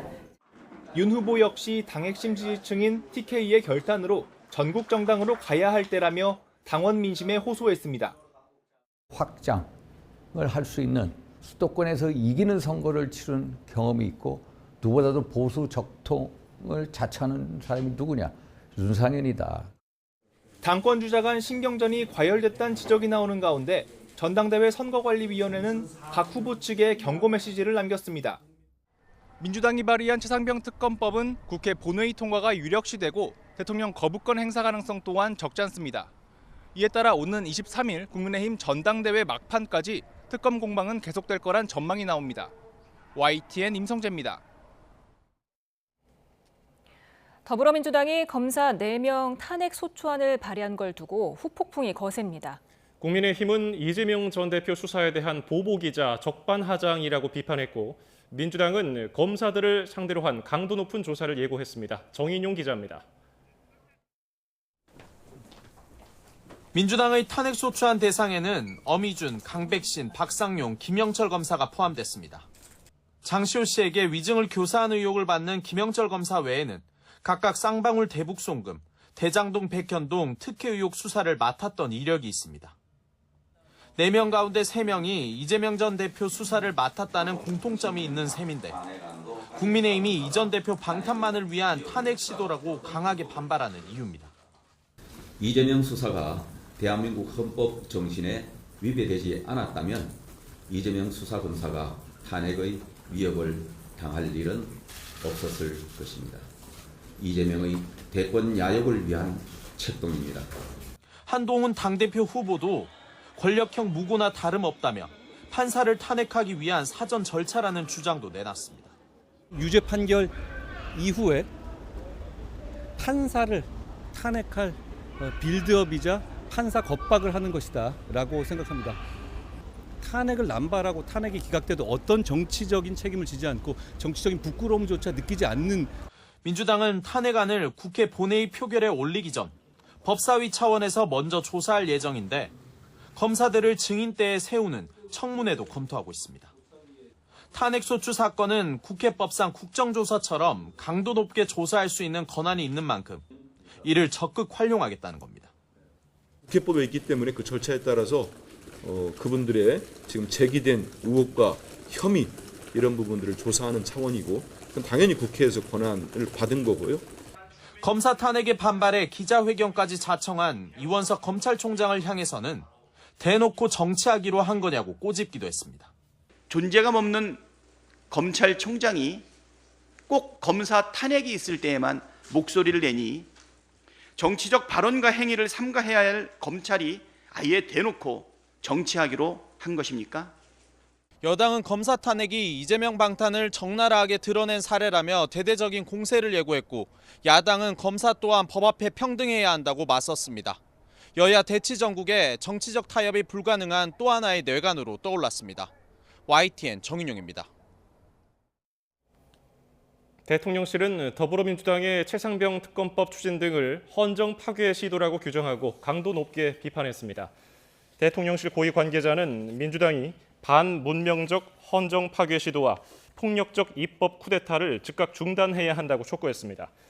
윤석열 대통령이 21대 국회에서 제2요구권을 행사한 최상병 특검법과 방송 3법을 야당이 다시 단독 처리하려는 데다 이재명 전 대표 사건 관련 검사 4명에 대한 탄핵소추안을 발의한 상황 등을 겨냥한 것으로 보입니다.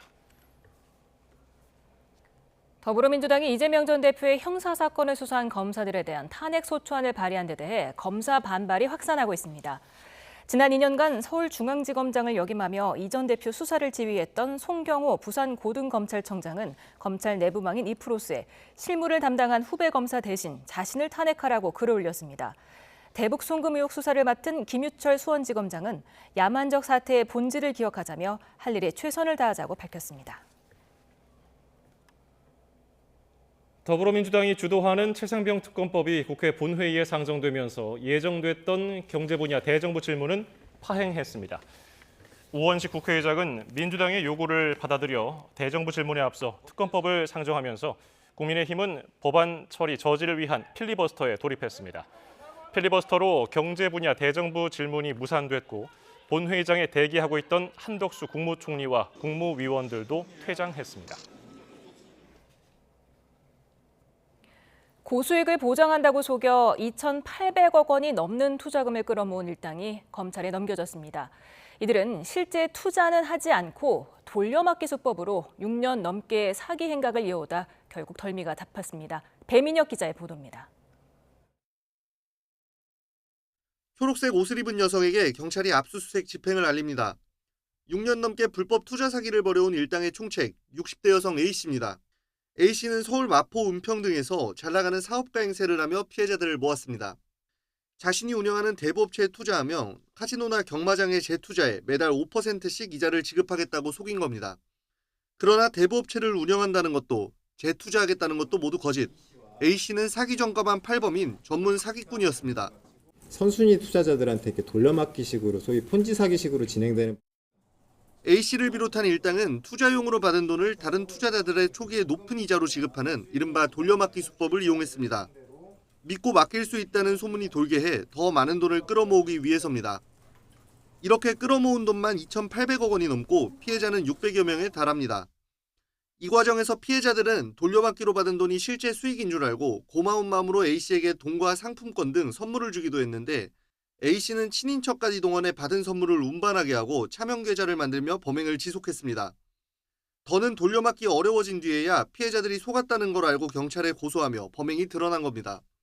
경찰은 지난해 A씨 등 3명을 구속 송치한 데 이어 나머지 일당까지 모두 21명을 송치했고 관리자 3명은 지난 5월에 열린 1심 재판에서 모두 징역 10년이 넘는 중형을 선고받았습니다. 경찰은 이들이 올린 범죄 수익 가운데 73억 원을 추징 보전하고 피해자들의 삶을 피폐하게 만드는 이런 경제적 살인 범죄에 대해 엄정 대응하겠다고 밝혔습니다. YTN 배민혁입니다. 손흥민 선수의 아버지 손흥정 감독과 형 손흥윤 코치가 아동학대 혐의로 검찰 조사를 받은 것으로 파악됐습니다. 춘천지방검찰청은 어제 아동복지법상 아동학대 혐의를 받는 손 감독과 손 코치, 정모 코치 등 손축구 아카데미 관계자 3명을 불러 조사했습니다. 경찰에서 사건을 넘겨받은 이후 첫 소환 조사로 손 감독과 코치들은 아카데미 유소년 축구 선수였던 A군을 신체적 또는 정서적으로 학대한 혐의가 있습니다. 검찰이 문재인 전 대통령 딸 가족의 해외 이주 지원 사건을 수사하면서 감사원을 압수수색한 사실이 뒤늦게 알려졌습니다. 전주지방검찰청은 지난달 서울 종로구 감사원을 압수수색해 관련 증거를 확보했다고 밝혔습니다. 검찰은 2019년 곽상도 전 자유한국당 의원 등이 청구한 공익감사를 감사원이 공익감사 청구자문위원회의를 거쳐 기각한 과정을 들여다보는 것으로 알려졌습니다. 불법 과외를 받은 수험생들에게 입시에서 높은 점수를 준 대학 교수가 구속 상태로 재판에 넘겨졌습니다. 대학 교수 A씨는 입시 브로커와 공모해 수험생들에게 200여 차례에 걸쳐 성악 과외를 해주고 교습비 1억 3천만 원을 받은 혐의가 있습니다. 또 대학 입시 심사위원으로 참여해 자신이 가르친 수험생들에게 높은 점수를 주고 학부모 2명에게 현금과 명품 가방을 받은 혐의도 있습니다. 쿠팡의 배송 위탁 업체들이 근로자 수만 명에 대해 산재보험이나 고용보험 가입을 하지 않았던 것으로 조사됐습니다. 이에 대한 조치는 위탁 업체들에게만 이루어졌는데 정치권과 노동계는 원청인 쿠팡 측이 책임에서 자유로울 수 없다고 주장했습니다. 이문석 기자입니다. 쿠팡 CLS는 쿠팡의 배송 전문 자회사입니다. 지난해 쿠팡 CLS 물류센터 위탁업체에서 근로자들의 산재보험과 고용보험을 가입하지 않은 사실이 잇따라 확인됐습니다. 한 위탁업체는 근로자에게 보험 미가입을 스스로 책임진다는 각서까지 강요한 거로 드러났습니다. 이후 정부는 쿠팡 CLS와 물류배송 위탁 계약을 맺은 업체들의 사회보험 가입 여부를 전수조사했습니다. 그 결과 물류센터 위탁업체 11곳 중 10곳, 그리고 택배 위탁 영업점 500여 곳 가운데 90개소에서 보험 미가입이 적발됐습니다. 보험 미가입 노동자는 산재보험과 고용보험을 합해 4만 명을 넘었습니다. 근로복지공단은 위반 업체들 상대로 누락보험료 47억 원을 부과하고 과태료 2억 9천만 원을 내도록 고용부에 의뢰하기로 했습니다. 전부터 정치권과 노동계는 위탁업체뿐 아니라 원청에도 책임이 있다며 쿠팡 CLS에 대한 조사를 촉구해왔습니다. 형사처벌 규정 신설과 함께 이제 원청인 쿠팡에 대한 그 불법 파견 가능성에 대해서도 근로감독 실시가 필요하다. 근로복지공단은 쿠팡 CLS에 앞으로 위탁업체 계약 시 4대 보험 적용 관계를 확인해 줄 것을 협조 요청했다고 전했습니다. 쿠팡 측은 이전부터 위탁업체에 산재 고용보험 가입을 독려해 왔다며 보험 가입이 미비한 업체와는 계약 해지 사전 절차를 진행하고 있다고 밝혔습니다. YTN 이문석입니다.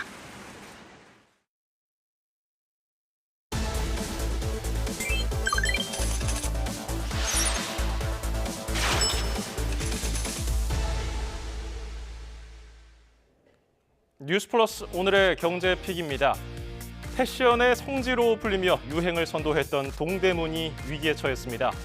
90년대 말부터 2000년대 초반까지 누렸던 호황이 무색하게 상가가 통통 비어가고 있는 겁니다.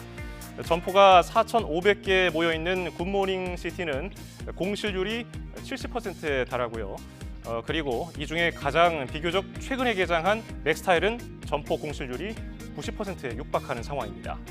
도매 시장도 상황은 비슷해 보입니다. 가격 경쟁력으로 승부를 보던 중국 의류 산업이 이제는 품질 수준을 높이면서 공세 수위를 끌어올리고 있는 건데요. 과거에 동대문을 찾던 외국인 바이어들이 점점 중국 항저우와 광저우 도매 시장으로 향하고 있는 실정입니다. 동대문 패션타운이 위기를 맞은 건 사실 어제 오늘 일은 아닙니다. 2000년대 중반에 온라인 업체들이 우후죽순 생겨나며 타격을 1차로 받았고요. 이어서 2016년 사드 사태, 2020년 코로나19를 거치면서 중국인 방문객이 크게 줄었습니다. 여기에다가 중국 이커머스가 저렴한 의류를 팔기 시작하며 시장 상인들은 더 큰 어려움에 직면하게 됐습니다. 엎친 데 덮친 격으로 C커머스 알테쉬의 마지막 주자인 중국 온라인 패션 플랫폼 쉬인이 초저가 전략을 앞세우면서 국내 시장 진출을 본격화했습니다. 패션 업계는 타격을 우려하고 있는데요. 국내 업계의 생존 전략은 무엇인지 황보혜경 기자가 짚어봤습니다. 지난 4월 공식 홈페이지를 열며 본격적으로 한국 시장 문을 두드린 쉬인. 4,000원대 티셔츠, 만원대 원피스 등을 판매하며 알리익스프레스나 테무처럼 초저가 전략을 앞세웠습니다. 차이점은 패션 분야에 집중한 패션 공룡이란 점입니다. 쉬인은 재작년 틱톡과 인스타그램을 넘어 미국에서 가장 많이 다운로드받은 앱에 이름을 올릴 정도로 급성장했습니다. 북미 시장에서는 패스트 패션을 대표하는 H&M과 자라를 제치고 압도적 1위입니다. 국내 패션 업계도 쉬인 진출 여파에 촉각을 곤두세우고 있습니다. 비교 불가의 가격 경쟁력을 무기로 일단 중소의류업체를 위협할 것으로 예상됩니다. 거의 도매 가격으로 판매를 하고 있으니까 저희한테 있어서는 조금 위협이 되긴 하죠. 소금으로 장사하시는 분들이 너무 힘들어지니까 그게 제일 걱정이 되긴 하죠. 지난해 미국에서는 쉬인이 디자인을 베꼈다는 소송이 여러 건 제기되는 등 국내 지식재산권 침해도 우려되는 점입니다. 국내에서 다 자체 제작하는 건데 카피하다 보면 저희 거를 다 중국 제품이라고 오해하시는 분들이 간혹가다. 쉬인은 국내 패스트 패션 브랜드를 넘어 무신사와 같이 패션 플랫폼으로서의 영향력을 키워간다는 전략입니다. 당장 국내 플랫폼에 미치는 타격은 크지 않지만 경쟁력 강화에 향후 성패가 달렸다는 목소리가 나옵니다. 결국 상품이 좋으면 C커머스로 인해서 우려되는 부분들은 얼마든지 저희 국내 패션 업계들이 헤쳐나갈 수 있다라고 저희는 생각을 하고 있거든요. 소비자들이 즐길 수 있고 만족할 수 있는 그런 이제 AI 기술들을 자체적으로 개발을 해서 플랫폼에 이제 담아야 된다라고 생각을 하고 있고. 규제 사각지대에 놓여 있는 해외 플랫폼과의 형평성 문제도 해결해야 할 과제입니다. 제품에 대한 품질이라든지 또 안전 문제라든지 또는 세금에 대한 부분도 관세 부가세라든지 이런 것들을 전반적으로 좀 검토를 해서 형평성을 좀 기하는 것이 맞지 않겠나 이렇게 생각합니다.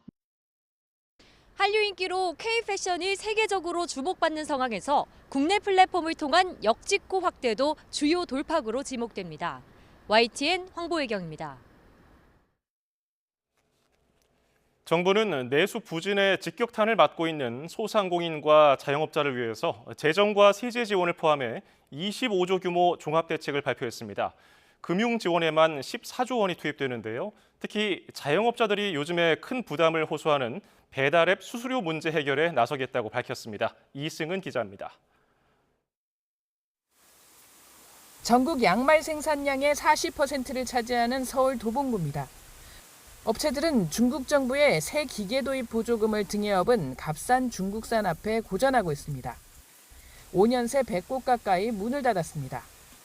발가락 부분을 일일이 붙이는 공정과 실밥 쓰레기를 없앨 수 있는 친환경 기계 도입이 수건입니다. 정부에서 조금만 신경만 써준다면은 우리 여기 도봉구에 그래도 6천 명이 종사하는 사람들이 먹고 살 수 있는 그런 기반이 되는 거잖아요. 패션 산업이 앞으로 이게 사양 산업이라고 보면 안 되잖아요. 고금리와 고물가, 소비 부진에 지난해 소상공인 폐업자가 91만 명에 이르렀습니다. 1,056조 원으로 불어난 자영업자 대출의 연체율은 2년 만에 3배 이상 뛰었는데 특히 취약차주 연체율이 10%가 넘습니다. 정부는 재정과 세제 지원을 포함해서 25조 원 규모 소상공인 자영업자 대책을 내놨습니다. 14조 규모 금융지원의 경우 정책자금 대출과 보증부 대출의 상환기간을 최대 5년까지 연장하고 고금리 대출을 저금리로 갈아타도록 지원합니다. 대상은 82만 명 이상입니다. 재기 지원을 위한 새출발 기금을 40조 원 이상으로 늘리고 임차료를 내린 임대인에 대한 세제 지원 연장, 전기료 지원 대상도 50만 명으로 확대하겠다고 밝혔습니다. 소상공인들의 재기를 뒷받침하기 위해 새출발 희망 프로젝트를 추진하겠습니다. 새출발 기금을 10조 원 이상 확대, 약 30만 명의 채무 조정을 지원하겠습니다. 특히 내년 영세 소상공인 배달료 지원에 앞서서 배달앱 관련 협의체를 구성해 수수료 인하를 유도할 계획입니다. 소상공인들을 쭉 만나보니까 이 배달비에 대한 어려움이 하소연이 그 이전보다도 훨씬 좀 강합니다. 문제의식이 그전보다는 굉장히 강하다라는 점은 분명히 말씀을 드리겠습니다. 현재 연매출 5천만 원 미만 영세 소상공인 비중이 35%에 이릅니다. 정부는 소상공인의 덩치를 키워 2035년까지 법인사업체 비중을 현재 9.8%에서 20% 수준으로 늘리겠다고 밝혔습니다. YTN 이승은입니다. 원달러 환율 방어 등으로 지난달 외환 보유액이 6억 달러 넘게 줄었습니다. 한국은행은 오늘 지난달 말 기준 외환 보유액이 4,122억 1천만 달러로 집계됐다고 밝혔습니다. 한 달 전보다 6억 2천만 달러 줄면서 석 달 연속 내림세를 이어간 겁니다. 한국은행은 환율 안정을 위해 정부가 발행하는 외국환 평형기금 채권 외평채 만기 상황과 미국 달러 강세로 인한 외화자산의 달러 환산액 감소가 겹친 결과로 분석했습니다. 세계 전기차 시장에서 중국 기업의 움직임이 만만치가 않습니다. 올해 들어서 4월까지 글로벌 전기차 판매 순위를 보면은 중국 비아디가 87만 대를 바라보면서 1위를 기록했습니다. 미국 테슬라와 2배 수준입니다. 주목할 점은요, 이렇게 10위권 안에 중국 기업 비아디, 지리, 상하이자동차, 장한자동차까지 이렇게 4개나 포함됐다는 겁니다. 우리 기업인 현대와 기아는 세계 전기차 시장에서 7위를 기록하면서 점유율 3.9%를 차지하고 있습니다. 범위를 미국 시장으로 좁혀보면 어떨까요? 올해 1분기 기준으로 자국 기업인 테슬라가 18만 대를 넘기면서 절반을 차지했고요. 압도적인 1위를 기록했습니다. 2위부터는 격차가 많이 나는데요. 경쟁이 아주 치열합니다. 2위는 역시 미국 기업인 포드, 3, 4위는 우리나라 기업인 현대와 기아가 나란히 차지했는데요. 현대와 기아가 같은 그룹인 점을 고려하면은 합산 기준으로 2위 포드를 넘어서는 수준입니다. 국내 자동차 기업들은 미국뿐 아니라 세계 3위 자동차 시장인 인도 공략에도 속도를 내고 있습니다. 지금은 주로 중저가 자동차를 판매하고 있지만 인도 현지 생산 전기차를 통해서 시장을 선점한다는 목표를 세웠습니다. 평균 나이 30세, 7억 명에 가까운 인구를 자랑하는 아세안 지역 전기차 시장을 사로잡기 위해 우리 기업들이 공략에 나섰습니다. 인도네시아에 배터리부터 완성차까지 만들 수 있는 제조시설을 갖추면서 아세안 시장에 뻗어나갈 수 있는 교두보를 마련했습니다. 박기환 기자입니다. 정의선 현대차그룹 회장과 조코 위도도 인도네시아 대통령이 동시에 전기차 배터리를 장착시킵니다. 이어 손을 맞잡은 두 사람. 배터리 생산부터 자동차 조립까지 인도네시아에서 완성된 새 전기차에 서명을 남깁니다. 자동차 공장에 이어 인도네시아 최초 전기차 배터리 셀 공장까지 준공되면서 현지에서 전기차를 생산할 수 있는 생태계가 완성됐습니다. Hari ini kita telah memulai babak baru dalam meletakkan sebuah tonggak komitmen kita untuk menjadi pemain global di ekosistem EV, sel baterai dan juga electric vehicle. 6억 7천만 명 인구의 거대한 시장 아세안 진출의 전초기지로 인도네시아가 주목받는 건 핵심 광물을 가지고 있는 데다 정부의 의지도 크기 때문입니다. 인도네시아는 배터리 핵심 광물인 바로 이 니켈의 세계 생산 1위 국가입니다. 이 니켈을 이용해 직접 배터리 셀을 생산하고 조립해서 완성차까지 이어지는 전기차 생산 전 과정의 퍼즐이 바로 이곳 공장에서 이뤄지게 됐습니다. 또 40% 이상의 전기차 부품을 현지에서 생산하면서 동남아시아 10개 나라에 무관세로 수출할 수 있는 아세안 진출의 교두보도 마련됐습니다. 인도네시아에서 저희가 배터리 셀 생산하고 자동차 생산해서 또 다른 동남아 국가에도 전파를 할 수 있다는 것에 대해서 큰 의미를 두고 있습니다. 다른 광물 자원도 있어서 그 부분을 잘 이용해가지고 많은 좀 확장을. 인도네시아에서 한일중 3국이 맞붙은 전기차 패권 싸움에서의 경쟁력도 한층 강화될 전망입니다. 일본차가 사실상 독점해왔던 인도네시아에서 현지 생산 시설을 구축한 뒤 현대차가 지난해 전기차 1위로 올라섰지만 뒤따라 들어온 중국 업체들의 저가 공세에 경쟁은 더 치열해졌습니다. 이런 상황에서 배터리 생산 현지화로 물류 비용을 줄이고 저렴한 소형 전기차를 출시하면서 경쟁에 새로운 장이 열리게 됐습니다. Local factory in here producing the battery, I think it's giving a lot of peace of mind to the customers, especially for the EV. I think people have a very secure and safety peace of mind of the Hyundai brand. 아세안 전기차 시장 공략에 나선 두 한국 기업들의 합작으로 중국, 일본을 제치고 한국 전기차의 위상을 세계에서 더 높일 수 있을지 주목됩니다. 자카르타에서 YTN 박견입니다.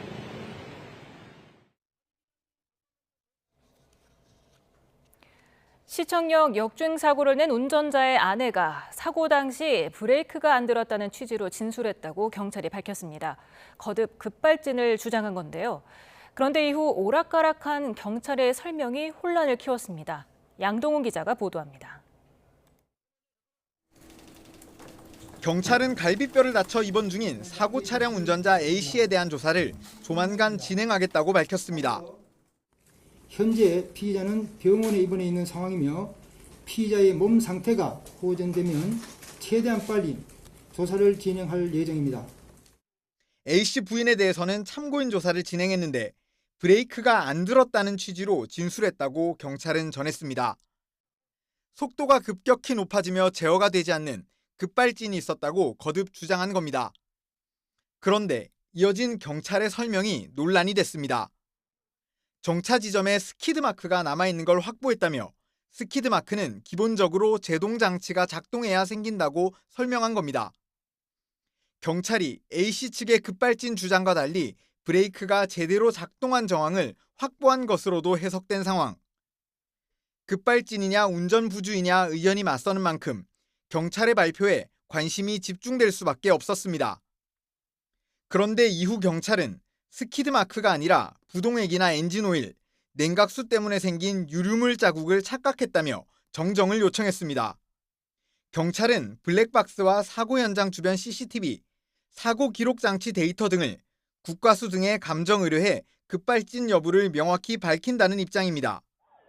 앞서 경찰은 급발진은 피의자의 진술뿐이라며 신중한 입장을 보이기도 했습니다. 하지만 오락가락한 경찰 발표가 사건을 둘러싼 여러 루머가 떠도는 상황에서 오히려 혼란을 키웠다는 지적을 피할 수 없어 보입니다. YTN 양동훈입니다. 오늘 오후 5시 20분쯤 서울 중구에 있는 국립중앙의료원 응급실 앞에서 택시가 돌진하는 사고가 발생했습니다. 지금까지 3명이 다친 것으로 파악됐는데 현장에 취재기자 나가 있습니다. 이현정 기자. 네, 이현정입니다. 네, 사고 내용 설명해 주시죠. 네, 이렇게 차량 뒷부분이 너덜너덜해져 있는 차가 막 견인이 되고 하려고 있습니다. 당시 사고 충격을 짐작하게 하는데 지금 현장 주변에는 응급차들도 대기하고 있습니다. 사고가 난 시각은 오늘 오후 5시 20분쯤입니다. 국립중앙의료원에서 후진하던 택시가 구급차를 먼저 친 것으로 확인됐습니다. 그러고 다시 앞으로 가는 과정에서 차량을 치면서 사고를 낸 것으로 전해졌는데요. 지금까지 다친 사람은 3명으로 집계됐고 1명은 병원으로 옮겨져 치료를 받고 있습니다. 생명에 지장이 있는 정도는 아니라는 게 경찰 설명입니다. 현장 음주 측정 결과 60대 후반인 택시 운전자는 음주 상태는 아닌 것으로 파악됐습니다. 소방대원들에게 사고 원인은 급발진이라고 주장한 것으로 전해졌습니다. 경찰은 정확한 사고 원인을 알아볼 방침입니다. 지금까지 서울 중구 국립중앙의료원에서 YTN 이현정입니다. 아리셀 공장 화재 사고 희생자 가운데 처음으로 산재로 인한 유족 보상 신청이 승인됐습니다. 근로복지공단은 아리셀 공장 화재 사망자 가운데 1명의 유가족이 어제 제출한 유족급여 신청에 대해 오늘 승인 완료했다며 첫 월 유족연금이 지급됐다고 밝혔습니다. 공단은 앞서 아리셀 화재 부상자 8명 가운데 6명에 대해서도 신청 즉시 산재 승인하고 치료와 휴업급여를 지원하고 있다고 설명했습니다. 전북 남원 지역 초중고등학교에서 식중독 의심 환자가 200명 넘게 나왔습니다. 학사 일정에 차질이 생긴 가운데 당국이 역학조사에 나섰습니다. 김민성 기자의 보도입니다. 전북 남원의료원입니다. 수업이 한창일 시간 학생 몇몇이 병원을 찾았습니다. 식중독 의심 증상 때문입니다. 저녁부터 갑자기 오한 호소하고 열이 38도 60도 올라가면서 지금 학교에 분류를 했는데요. 오늘 반 친구들도 기도하고 농사를 연락을 못 온 친구들도 결석한 친구도 있었고. 맨 처음 의심 환자가 나온 건 지난 2일. 남원 시내 초중고등학교 50여 곳 중 15곳에서 환자가 나왔습니다. 남원 전체에서 200명 넘는 학생과 교직원이 비슷한 증세를 보였습니다. 몇몇 학교는 일찌감치 일과를 마무리하거나 아예 휴업했습니다. 7월 초라 기말고사를 치르던 이 학교는 의심 환자가 속출하자 시험까지 미뤘습니다. 전북교육청은 환자가 나온 학교의 집단급식을 하루 중단하고 이후엔 대체식을 준비하기로 했습니다. 환자가 발생하지 않은 학교는 급식을 정상 운영하되 식중독 위험이 낮은 가열 음식 등으로 식단을 채웠습니다. 또 검체를 채취해 보건당국과 합동조사를 벌이고 있습니다. 아이들이 그날 먹었던 그 식재료로 공급했던 식단에 나와 있었던 보존식과 그날 학교에서 먹은 물 그리고 그 식기구 그런 환경 검체를 지금 진행하고 있습니다. 여름철에는 식중독 위험이 큰 만큼 먼저 꼭 손을 씻고 익히거나 끓인 음식 위주로 먹는 게 안전합니다. 또 채소류는 깨끗이 씻어 먹고 상태가 좋지 않은 음식은 과감히 버려야 식중독 위험을 줄일 수 있습니다. YTN 김민성입니다.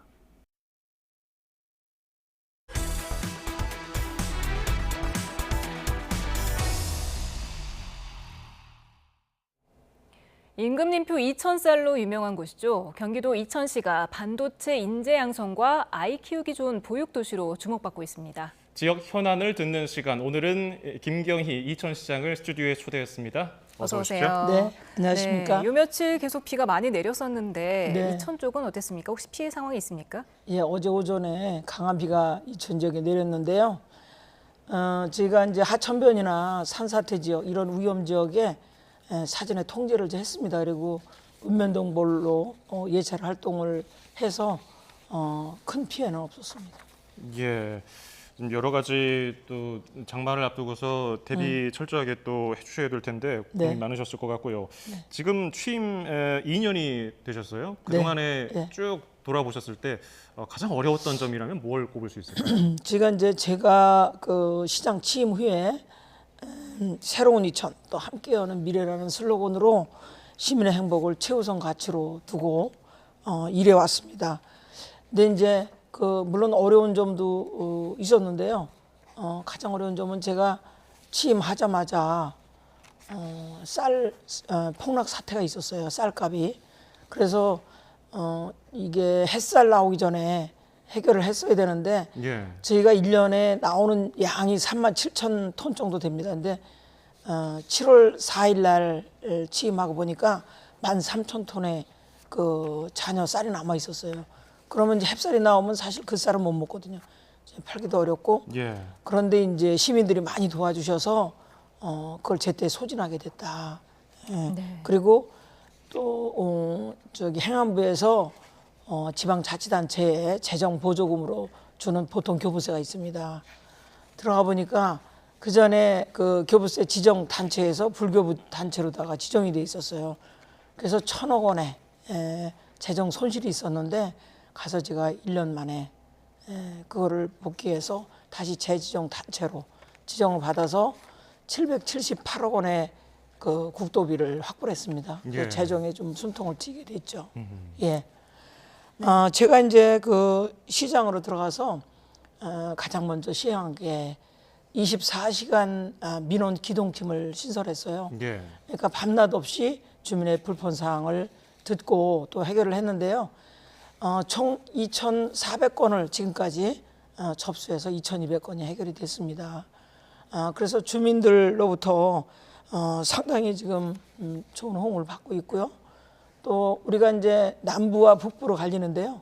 남부 지역이 좀 발전이 더디다고 해서 거기에 시장실을 따로 설치를 해서 매주 화요일이면은 장호원에 가서 제가 근무를 하고 있습니다. 거기서도 지금 우리가 114번 그러니까 북지역하고 남으로 연결하는 그런 광역버스도 신설을 하고 또 그 배수로나 마을 안길 포장이나 이런 거를 통해서 377건을 해결했습니다.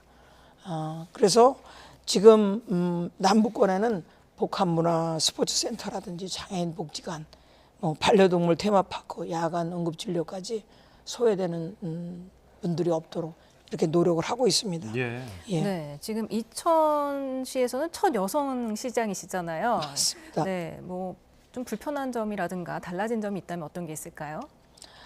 그게 달라진 거라고는 없죠. 저는 늘 남성 사회에서 공직 생활도 하고 또 이렇게 해왔는데 저희가 이제 문화나 문화 혜택이나 또 아이 키우기 좋은 도시 이런 거를 몸소 이제 실천하면서 전국에서 우선 최초로 제가 시행을 하고 있습니다. 그래서 지금 우리가 사실 그 출산율 때문에 대통령께서도 사실 이거를 국가 비상사태로 선포를 하셨잖아요. 아이가 없으면 결국 국가도 소멸되고 말죠. 여기에 따라서 우리 이천시에서는 출산율을 높이기 위해서 아이를 믿고 맡길 수 있는 공적 돌봄 기관이 필요하다는 판단 하에 부모님들이 언제나 안심하고 아이를 맡길 수 있는 24시간 아이 돌봄 센터를 지난 4월에 전국 최초로 개설을 했습니다. 0세부터 12세까지 365일 24시간 연중 우유로 운영하고 있습니다. 어느 때나 언제나 아이를 돌봄이 필요할 때 이럴 때 맡기면 저희가 정성을 다해서 내 아이처럼 돌보고 있습니다. 돌봄센터 내에서는 아이가 사실 아플 때가 많죠. 관내 6개 병원하고도 연결해서 안심하고 맡길 수 있는 시스템을 구축했습니다. 그 외에도 이제 올해 처음으로 초등학교에 학습 준비물 지원 사업을 시작해서 학부모의 부담을 좀 덜어드리고 또 밤 12시까지 야간 소아과를 운영하고 또 군부대 내에 다 함께 돌봄센터를 건립하고 또 소아 재활 센터 설치를 가시화하는 등 아이 키우기 좋은 도시 이천을 만들어가고 있습니다. 그렇군요. 이용료는 얼마나 되나요? 이용료요. 이용료요? 시간당 1,000원입니다. 또 이게 첫 여성 시장으로서 또 실제 어머니로서 이런 관련된 정책들을 많이 내놓으셨고요. 용인 특례시와 반도체 산업 발전을 위한 업무 협약을 체결한 것으로도 알려져 있는데 어떤 내용이었습니까? 2022년 제가 취임 후에 11월에 조직 개편을 통해서 첨단 미래도시 추진단을 저희가 신설했습니다. 예. 지난해 12월에는 반도체 인재 양성을 위한 공동 협약을 용인시와 했습니다. 그다음에 올해 이제 6월에 반도체 주요 시설 간의 연계 도로망 확충을 위한 업무 협약을 했는데요. 이 반도체를 중심으로 이후 도시끼리 동반 성장하자, 뭐 이런 의미죠. 앞으로 이제 소부장 기업 유치에도 서로 협력하게 될 것입니다. 사실 지금 반도체 기업에서는요, 가장 큰 문제가 인재 확보예요. 예. 그래서 그 인재 확보를 위해서 우리 올해 이천 제1고에 반도체 계약학과를 신설했습니다. 그래서 22명을 뽑아서 지금 양성을 하고 있고요. 두원공대 반도체 학과가 있습니다. 그다음에 한국폴리텍 대학과도 업무 협약을 체결해서 이천에서 직접 교육을 실시하게 됩니다. 예. 지난주 27일에는 이천시에 반도체 인재 양성센터를 개소했습니다. 그래서 우수 인재를 육성해서 용인시와 함께 또 교류도 하고 또 청년들 취업까지 연결할 계획입니다.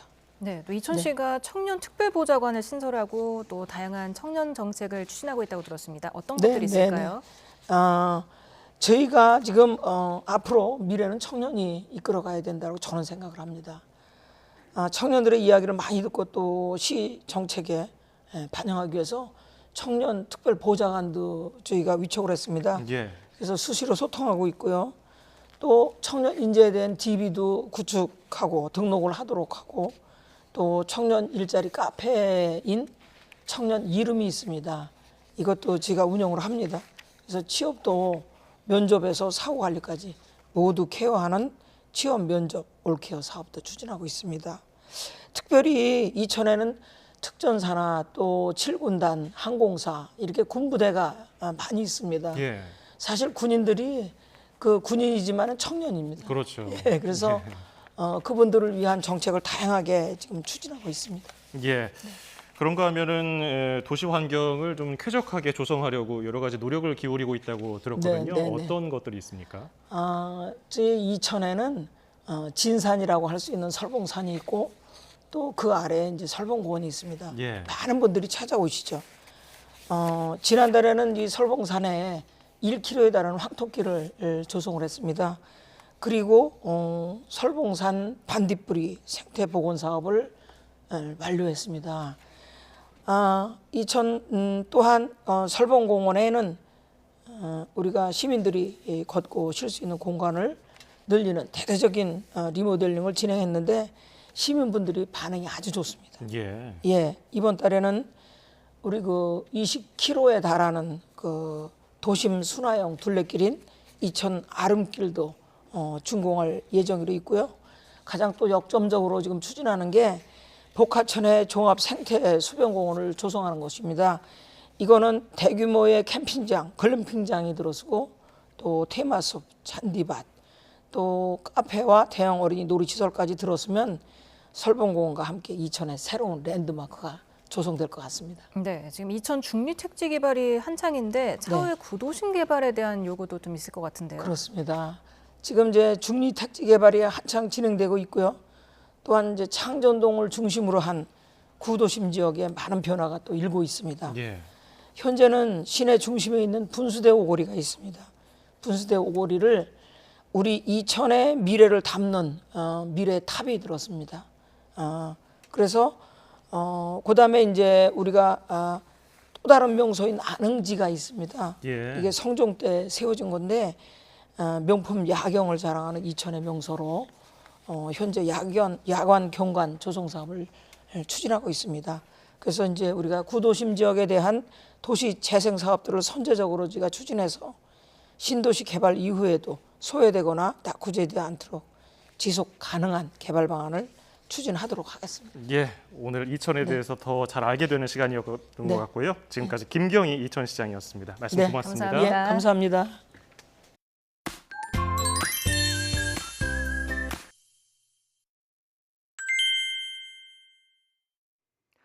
장맛비가 잦아든 틈을 타 무더위가 고개를 들고 있습니다. 오늘 남부와 제주도에는 다시 폭염특보가 내려졌는데요. 내일은 무더위와 장맛비 이 두 가지 모두 대비가 필요하겠습니다. 네, 일단 내일 낮 동안에는 장맛비가 소강 상태를 보이면서 오늘보다 무더운 날씨가 찾아오겠습니다. 내일 서울 낮 기온은 29도지만 체감 온도는 30도를 웃돌겠고요. 폭염특보가 발효 중인 대구는 무려 34도 선까지 크게 치솟겠습니다. 이후 퇴근길에는 중부를 중심으로 장맛비가 내리겠고 밤에는 경북 북부 지역까지 비가 확대되겠습니다. 모레까지 예상되는 비의 양은 충청 많은 곳에 150mm 이상, 수도권에도 최고 100mm 안팎의 많은 비가 내리겠습니다. 특히 내일 밤부터 모레 오전 사이 돌풍과 벼락을 동반한 강한 비가 집중되겠습니다. 이미 많은 비가 들여 지반이 약해진 데다 취약 시간대인 밤 사이 집중호우가 예상되니까요. 시설물 피해와 안전사고에 주의하셔야겠습니다. 오락가락 장맛비가 이어지면서 운동화가 젖는 경우가 참 많은데요. 게다가 습한 날씨에 신발을 빨아도 잘 마르지 않습니다. 네, 이럴 때는 맥주병을 세워놓고 운동화를 거꾸로 끼우듯 널면 물도 잘 빠지고 통풍도 잘 돼서 더 효과적으로 말릴 수 있습니다. 그리고 이때 바닥에 신문을 깔면 더 큰 효과를 볼 수 있습니다. 또 비닐봉지 모서리를 자른 뒤 봉지에 운동화를 넣고 드라이어를 이용해 말려주는 것도 좋은데요. 네, 다만 뜨거운 바람을 너무 오래 쐬면 운동화가 변형이 될 수 있기 때문에 30에서 40초 정도 말리고 쉬었다가 다시 말리는 것을 반복해주는 것이 더 좋겠습니다. 지금까지 날씨 캔버스의 신미림, 김수현이었습니다. 뉴스 플러스를 마칩니다. 시청해주신 여러분 고맙습니다.